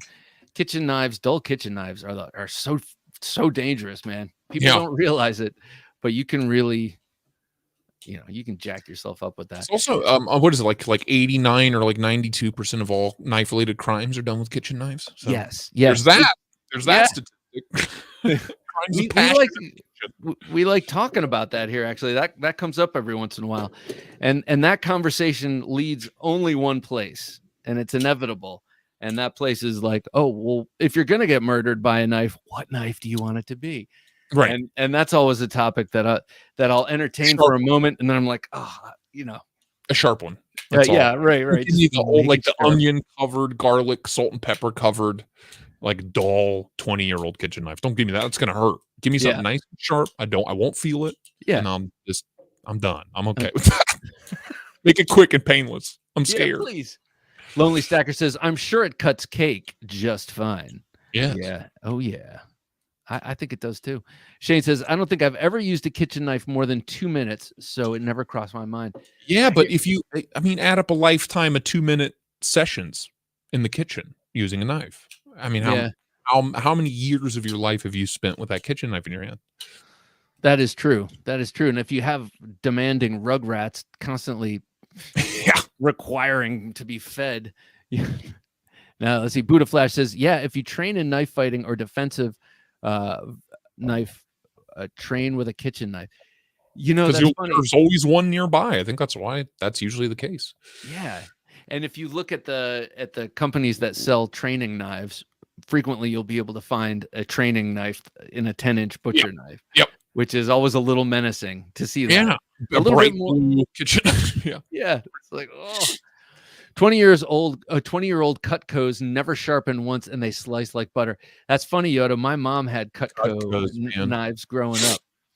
I think they're made in New York, Cutco, right? And are they still made in America? I didn't know that. I don't know. I'm pretty sure Cutcos are, but I could be mistaken. Someone out there could do the research. Are you flipping me off, man? No. Yes. Sorry. Yeah. That's how Cutcos are made in New York. Go fuck yourself. Yeah. No. That's what my brother and I used to do at the kitchen table. Oh. Like, oh yeah, Vic. And then, Dad, what? I was rubbing my eye. Sorry. I just flashed back. Son. I've worked in commercial kitchens and literally rub a doggone blood blister in my finger due to craptastic ergos.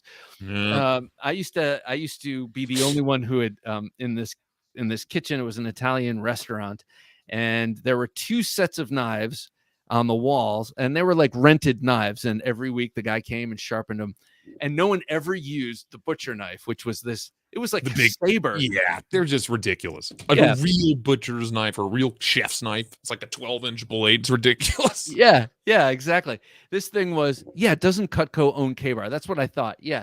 That is news to me. That's crazy.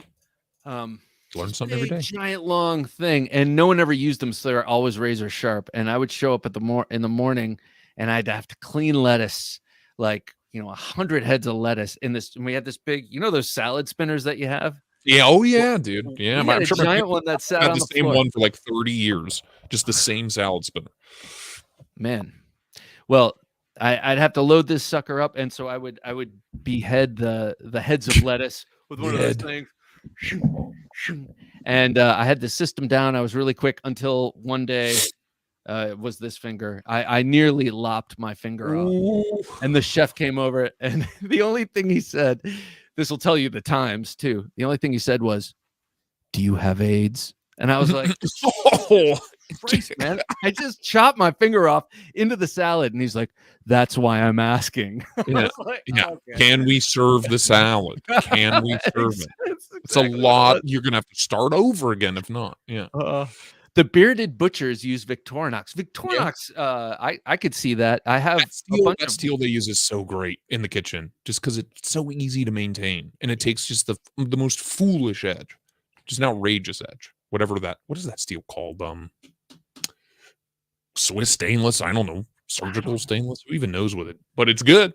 I've only experienced it on the little fruit knife and the little paring knives. I don't have any of the big, but yeah, they are. I mean, they're like little kitchen razors. Yeah, they really are. Jim, what was that last comment, if you don't mind, sir? Yoda says, "I used to do work at these grocery stores on a route, and they had a knife that guy came and swapped it." Yeah. That's what this was. They didn't even sharpen it. They just gave you some new ones. Yeah. It's like, you have the 12 knife set. Here's another one that's sharp, and I'll take these and bring them back next week. Interesting. Yeah. There you go. I knew it was a weird number or something. Yeah, 1.4 or 116 is what they use. Oh, okay. Cold Steel is using 1.4, 116 on some of their cheap folders. They used to use. It's a horrible name. Whatever marketing team was behind that. Yeah, Jesus. 1.4. I feel like a robot saying it. 1.411611200. But you want to know what's a cool name for a steel? MagnaCut. That is a cool name for a steel. I got a lot of MagnaCut in the house these days. The Protec Trezola. Yeah. So I put my own edge on this. This is the one I sharpened because I wanted to see what kind of edge it would take. And that's beautiful. Good God, this stuff just takes just an outrageous edge. And this is not thin behind the edge by any means. This is not a razor blade, but God, it took just a foolish edge. And then I have, this is the factory edge on the MagnaCut Rockwall. And it just won't give up. Like the factory edge they put on this thing, I have not had to touch. I touched it when it first got here with the ceramic cone, and I just haven't had to touch it since. And it's been like 3 months. So it's an amazing. I've been really impressed by it. I have no MagnaCut. I'm so sorry. I know. Come on, Bob. I know. First world problems. And I'll have Imler send this to you when he's done with it. I'm sending it to him. Oh, what's he gonna do to it? Nothing. He just wants to review it. It's mine. I bought it. Protec reached out to me and was like, "You want to check it out?" And I was like, "Yes, please. Thanks, Protec. Love you." They're the best. They're the nicest people in the world. Yeah, that's Matt. Derek is the guy I always talk to on Instagram. Damn, sweetheart. That's a nice knife, says Yoda Doug. Yeah, I want that knife so bad. It's so unlike anything Protec's done. It is very much a Protec, but still like very. To me, out of the order, I have like 18 Protecs, I think, and it's just the titanium pocket clip. All the little things add up to something that feels special. It's expensive. Yeah. What is it? What's that going for? 80. 480. Yeah, 420 retail, something like that. It's a lot. I can do 420, bro. Just not 480. Hey, but how long is that? That pocket clip, is that long, or is that just my eye? I mean, it's 3/4 the length of the knife. It's pretty big.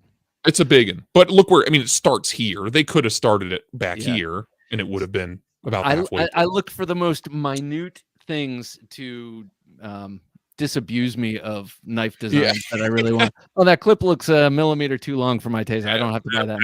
Throw it in the trash, garbage. You mentioned Emler. Let me show you this. This is my Spidey chef, that Mike Emler. I love the blade that he did for you on that. Yeah, love it. And it's so sharp, man. Yeah, that gentleman can sharpen a knife. That's for damn sure. I have a bunch of his knives here for review, like 16 of them, or 9 or 10 or something like that.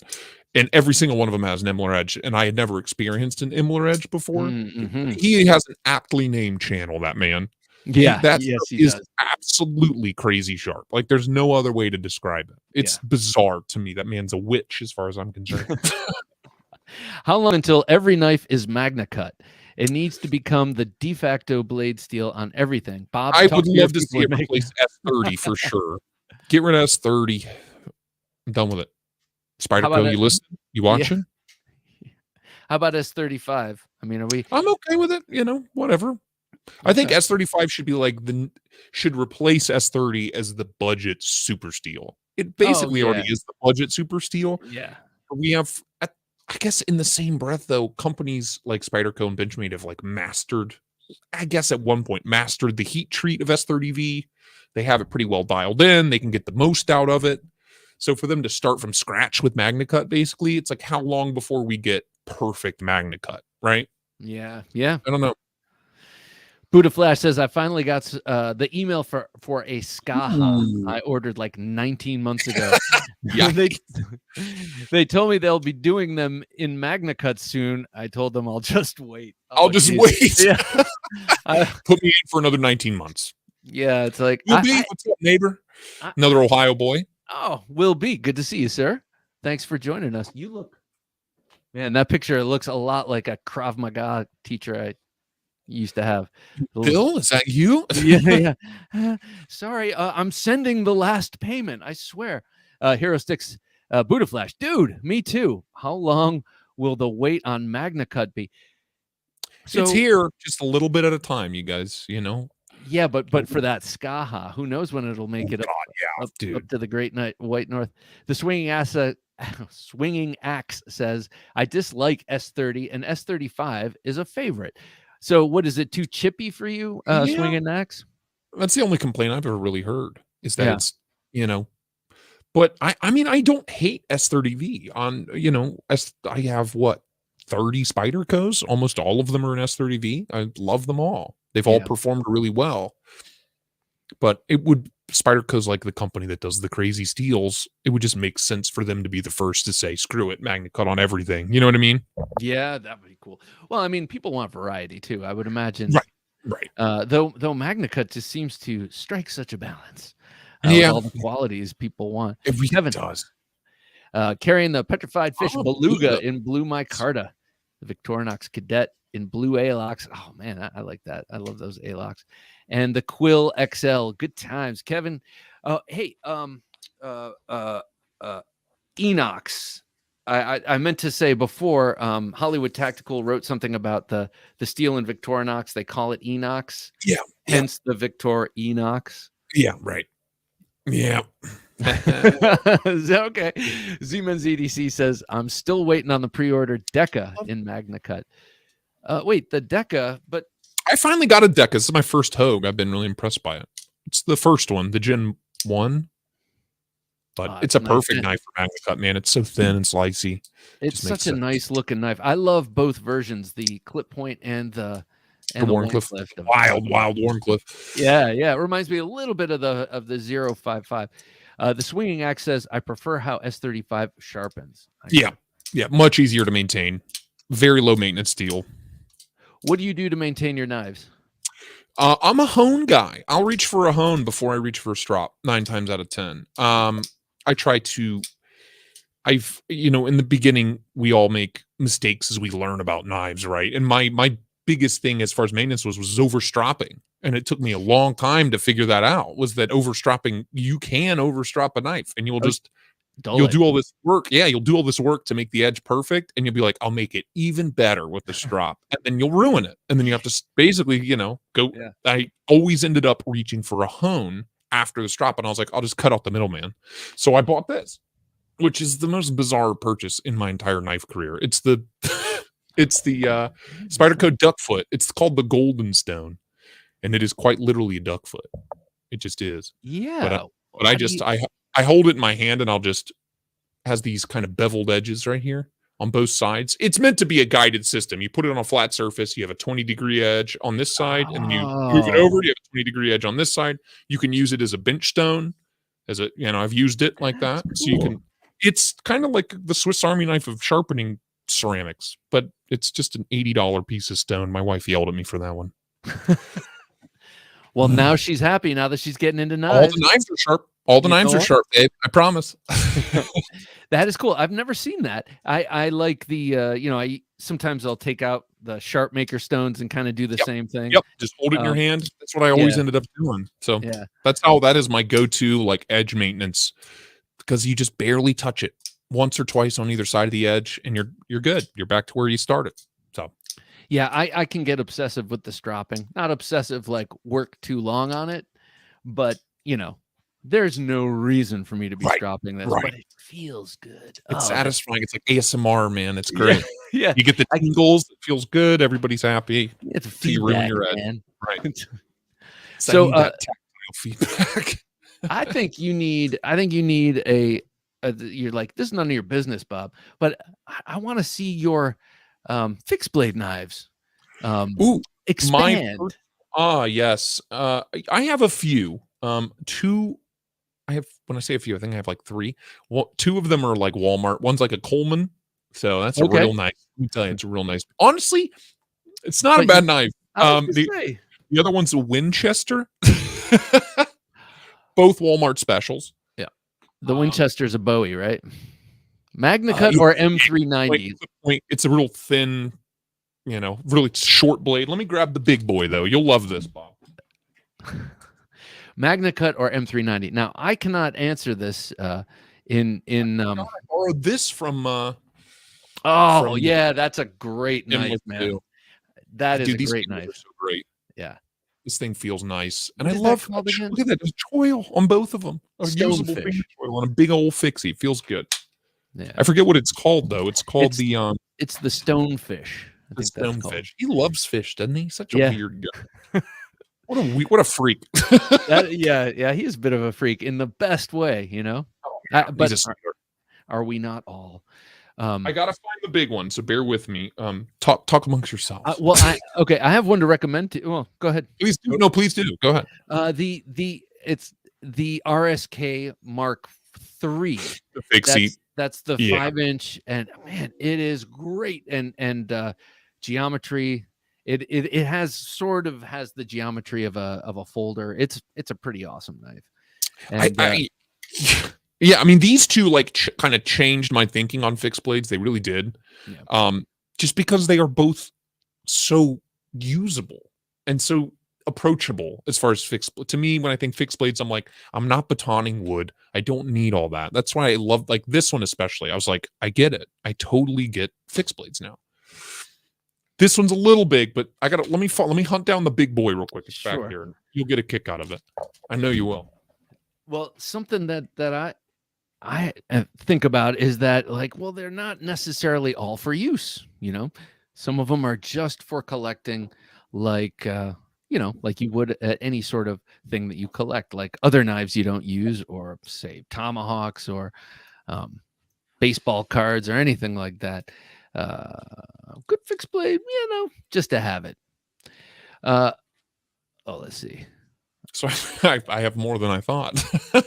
So my angsty youth, I picked this up at a flea market. This is an M-Tec Tonto.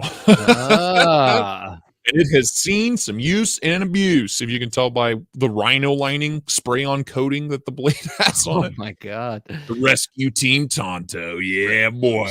Team. Think of all the lives you saved.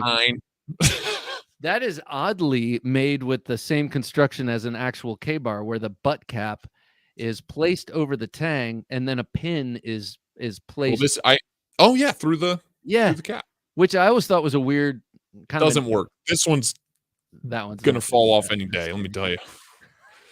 This is not aged well, dude. All the plastic and rubber's degrading, so it's all real sticky. Tacky. Oh, it's miserable. It's miserable.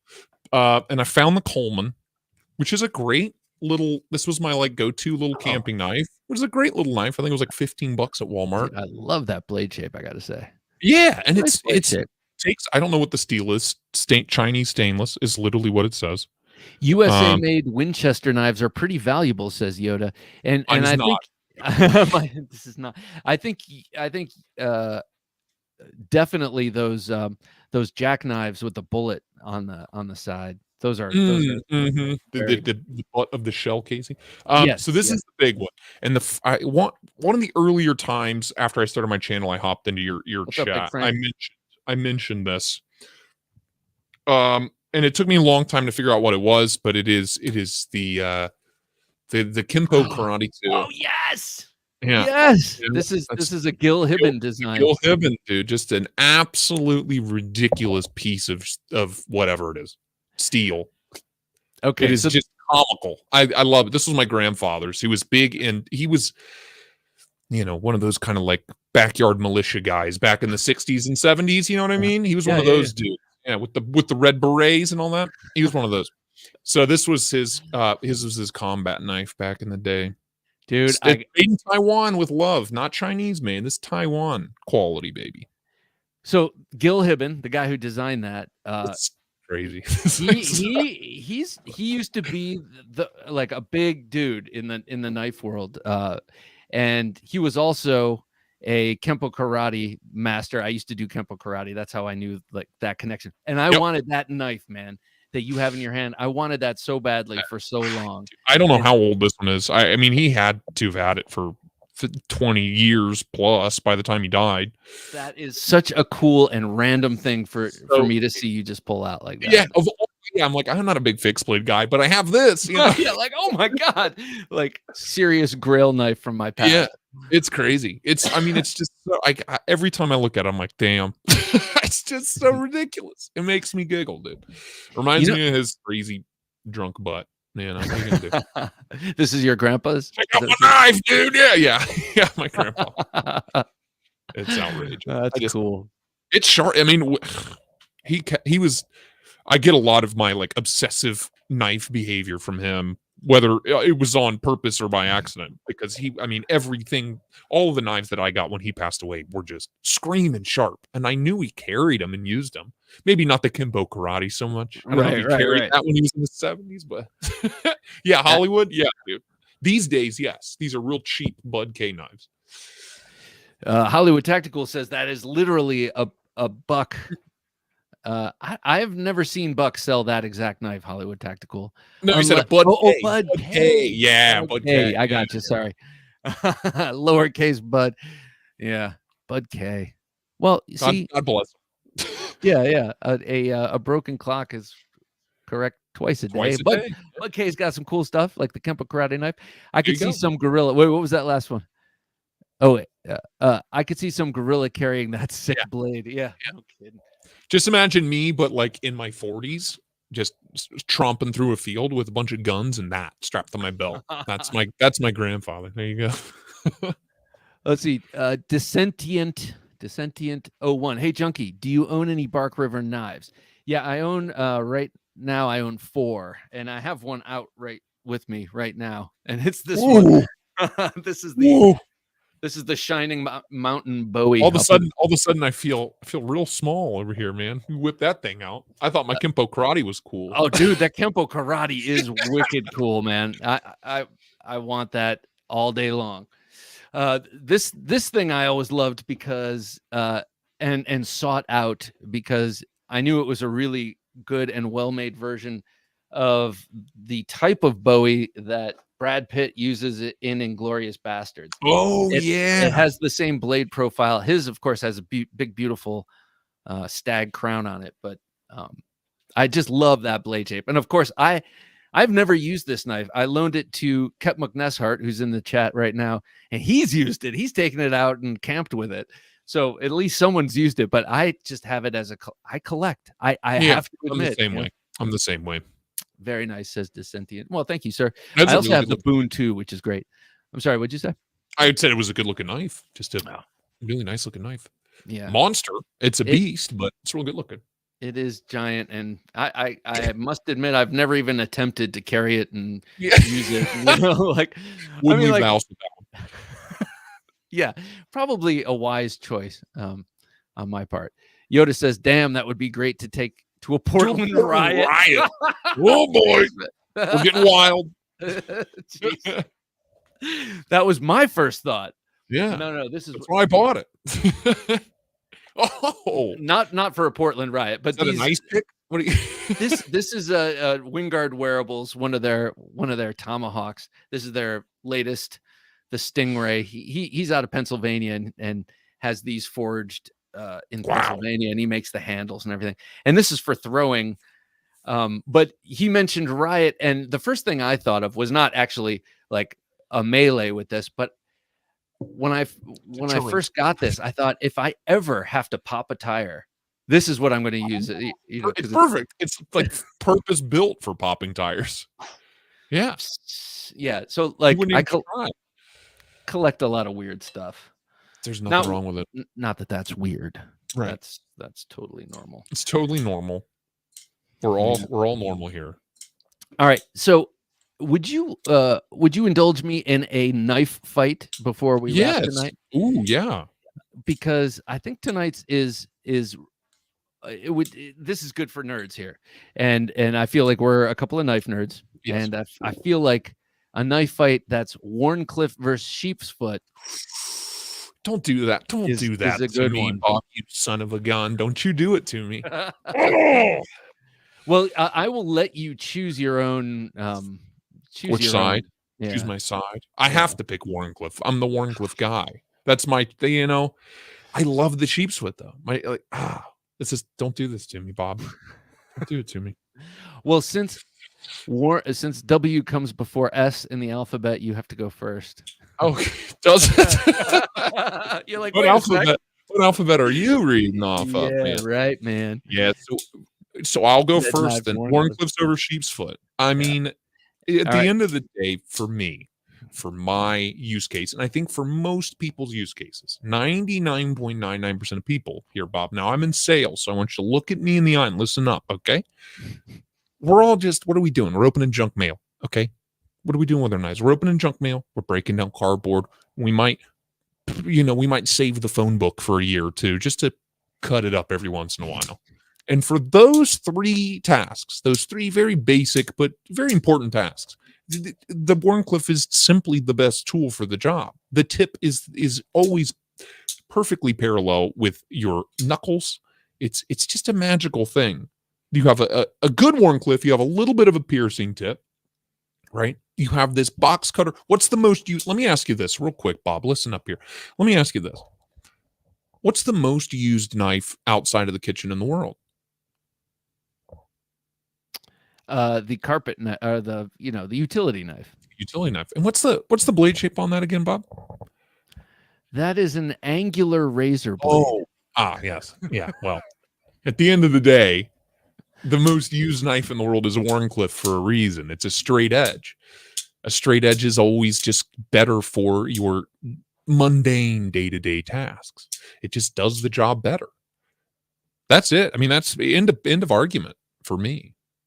Okay, well, now I think that your argument is a really, really good one. A very strong argument, because I too am a devotee to the Wharncliffe, to the Church of Wharncliffe, Lord Wharncliffe, and I Hollywood Tactical is over here like offering ammo for the other side, but yes, Lord Wharncliffe and all that. Yes, sir. Yes, but I'll just say one thing.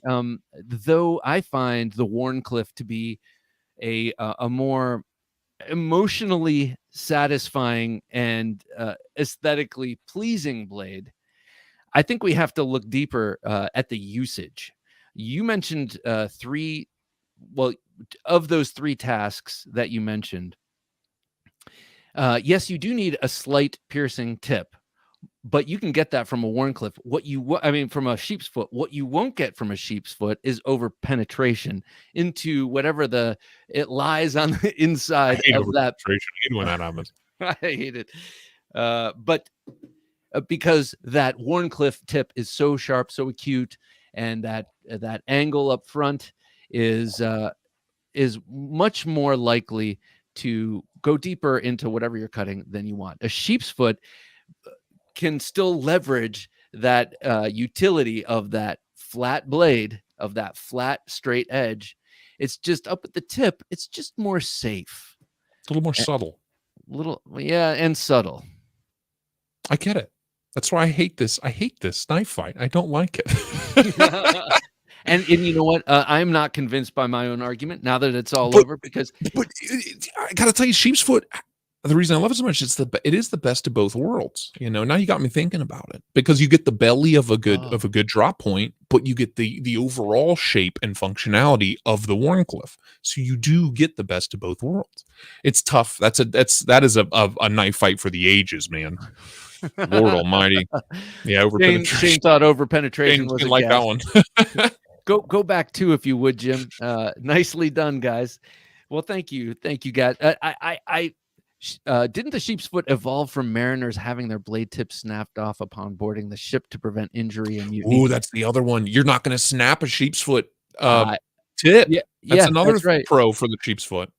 It's very easily snapped on a Wharncliffe, and I hate a snap tip almost as much as over penetration. You know, So I'm just gonna say everything that he said. I'm gonna add on to my argument, so I don't have to repeat it. But yeah, that I didn't even think of that. The tip, and I should, because I've broken so many nice Wharncliffe tips. Chris McNair, good to see you. Dang. I can't believe I missed this one. Just got home from work. What up, Bob and Jim, Junkies, and last but not least, Cole. Work carried today. Mannix 2 and Para 3 lightweight, murdered out, of course. Nice, but you're breaking one of my main rules, Chris. Carrying 2 knives of the same brand. I never do it. I literally never do it either. It's like it should be an unwritten rule. It should be a written rule, honestly. Right. Because if you're going to carry 2, mix it up. You know. Yeah. If you're a deeply moral person, you know this already without having it. Right. You know. Just kidding. Lonely Stacker says, we are kind of spoiled with how many options there are. Back in the day, knife shapes were regional. You went to the next town to carry something different from home. That's really cool. I didn't know that. Yeah, whatever your local blacksmith was making, that's what you got, you know? Yeah, that makes sense. Over penetration really sticks in my craw, he says. Oh, yeah. What was the other thing that stuck in your craw earlier? What was it? Slip joints? Yeah, stuck in his craw earlier today. Sticking in his craw. He's got a full craw. That craw's pulled up. Meaning mariners need a safe, non-over penetrating knife, the same as those cutting sheep's hooves. Right. Well, I mean, my favorite kitchen blade shape, the Santoku, is just a sheep's foot. Yeah. I would say that though, if I were arguing in your position, I would have mentioned the tip too, because I don't like knives without points. I just I'm not a big cleaver blade guy. But I also would have said, in such a droll and mundane world, people need a little bit of fantasy, That's my big. At the end of the day, that's my biggest draw. Is I think they look cool. You know what I mean? They just look like. Look at this. This just looks cool. That does look pretty damn cool. Who doesn't want that? It's that Wii Eterna, the Isham design. Yeah. Who doesn't want this? I mean, why would you want here? Side by side comparison. Which one are you reaching for? Let's be honest. Come on, man. They're just cooler. They just are. So Chris McNair wanted to assure us that though he broke a cardinal rule, yes, they had different locks, and that's a big one for me too. You can't carry the same locks, same blade shape. Like, could you imagine carrying 2 Tantos? Calvone. What is this? What is this? Berg Slim 1950s China. What is this? Sorry. Wait, what'd you say? Oh, I gotta show the Kulsa. He's right. I said, what is this? 1950s China, but the Kulsa. Since the title is most original knife designs, we literally can't have this conversation without showing off this. First off, it's a masterpiece, Bob. It's probably the most beautiful knife ever made. Yeah, this is the Jotsing Kulsa. Jotsing Kulsa. This is the Spyderco Kulsa. It is a nightmare in every way, shape, and form, but I love it. I spent way too much money on it, but I love it. It's makes me laugh. I like that. I remember when that came out. 1997. So we found a piece of advertising on one of my live streams, one of my first live streams, and it was from 1997, and it was printed as a poster and hung in knife shops. And it is the designer, Jotsing Kulsa, riding on the knife like a horse, flying through the sky of Manhattan with Lady Liberty and the Twin Towers in the background. Just not a good look. Weird. Not anymore. Weird. Yeah, dude. And if you Google Spyderco Kulsa, it's like the 10th image on Google Images. It's so funny. Spyderco and cocaine, and that's what comes up. Yeah, that was like the 90s, right? The coke-fueled marketing days, right? Yeah, jeez. But this is original. I mean, I can't think of anything that looks like this, really.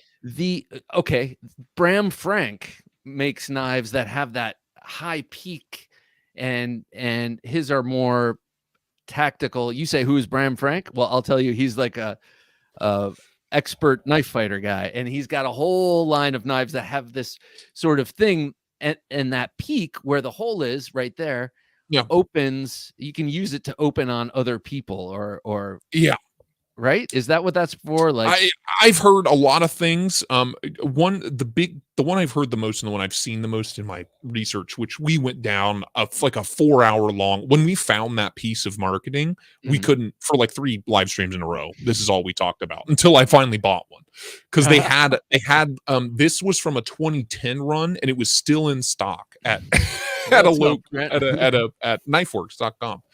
But this non-lethal. So like pressure points. Yes. Okay. They use it, they'll even close. They won't even have to open the knife. They'll just hold it and they can use this nub right here. And it closed. The ergos are better. You have this finger rest right here. You have a finger rest up here. You can all these weird grips when it's closed. I Googled, there was like a diagram of all these crazy closed grips, like how to hold it closed for pressure points and non-lethal, like gouging out eyeballs and all that stuff. That's that. I think that was the main purpose of the big hump on this design. Pain the hook compliance. back here too. Yep, pain compliance. Yeah, this hook right here is just miserable. You push it up against yourself. The blade doesn't cut much, but there's a lot of damage to be done here. And it's a masterpiece. Just look at it. It is quite beautiful. I'd like to welcome Brant to the last 5 minutes of the show. Brant, how you doing, man? I'm doing pretty good. Where's your Coles at, man? When are you picking one up, dude? Me? What do you mean, like me? Yeah. What do you mean, Cole? What do you mean, Cole? It's not a hinderer, but it's pretty close, man. I mean, this is as good as it gets. I don't like the way that looks. I never did like the way it looks. I hate everything about it, but it's my channel mascot. I'm too far down the rabbit hole to give it up now, man. Hey, you never know. Ergos though, man. Great ergos. What are you gonna do? Yeah. In your collection, what's the most original design, would you say?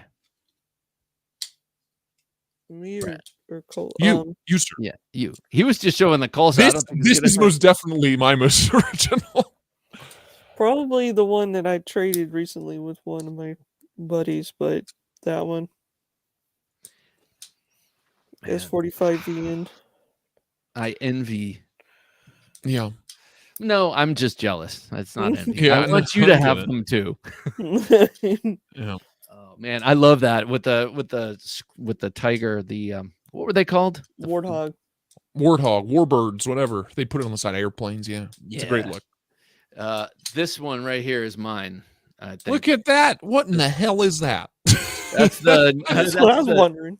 That's the Niche Designs Ingress. Oh, and he has that new design out with Artisan. Oh, does he? I think so. Oh, it's it's named the Ahab or something like that.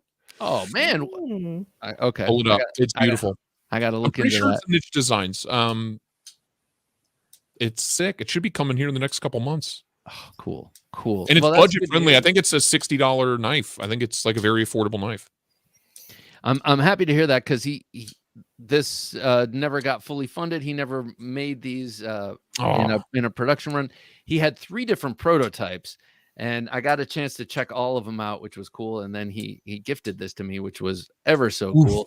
Yeah. And but to me, it's I gotta say, I think it's my most original. It looks like the cyber this Kaiser. Yeah, the Kaiser Cybertruck knife. Cyber knife. Does. Oh, the little one that's got the giant void in the center, and it's kind of a Tonto. Yeah, that is. No, it's a Wharncliffe. It literally looks very similar to that. Yeah, but it's the exact profile of a Tesla Cybertruck. Oh, the Kaiser is. It's identical. They made it that way on purpose. Pretty funny. Oh my! Really? Yeah. Yep. Okay, the reason I ask a couple of times is because I'm very gullible. I'll believe. No, it is. No, if you look it up right now, you'll be like, "Oh my god, it's a Cybertruck! It's the Cybertruck."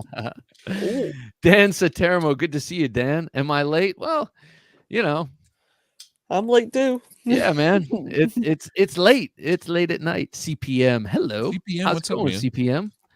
Good to have you here. That is a beautiful knife. I love it. I love it for the blade shape, for obvious reasons. Yeah.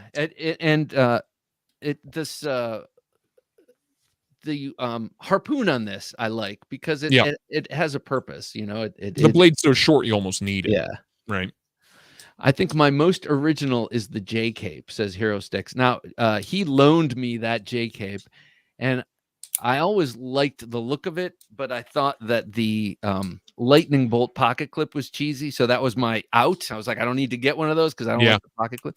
And then he sent it to me, and I realized the pocket clip is, at this point, I guess maybe I've mellowed on the pocket clip. The rest of that knife, man, wow.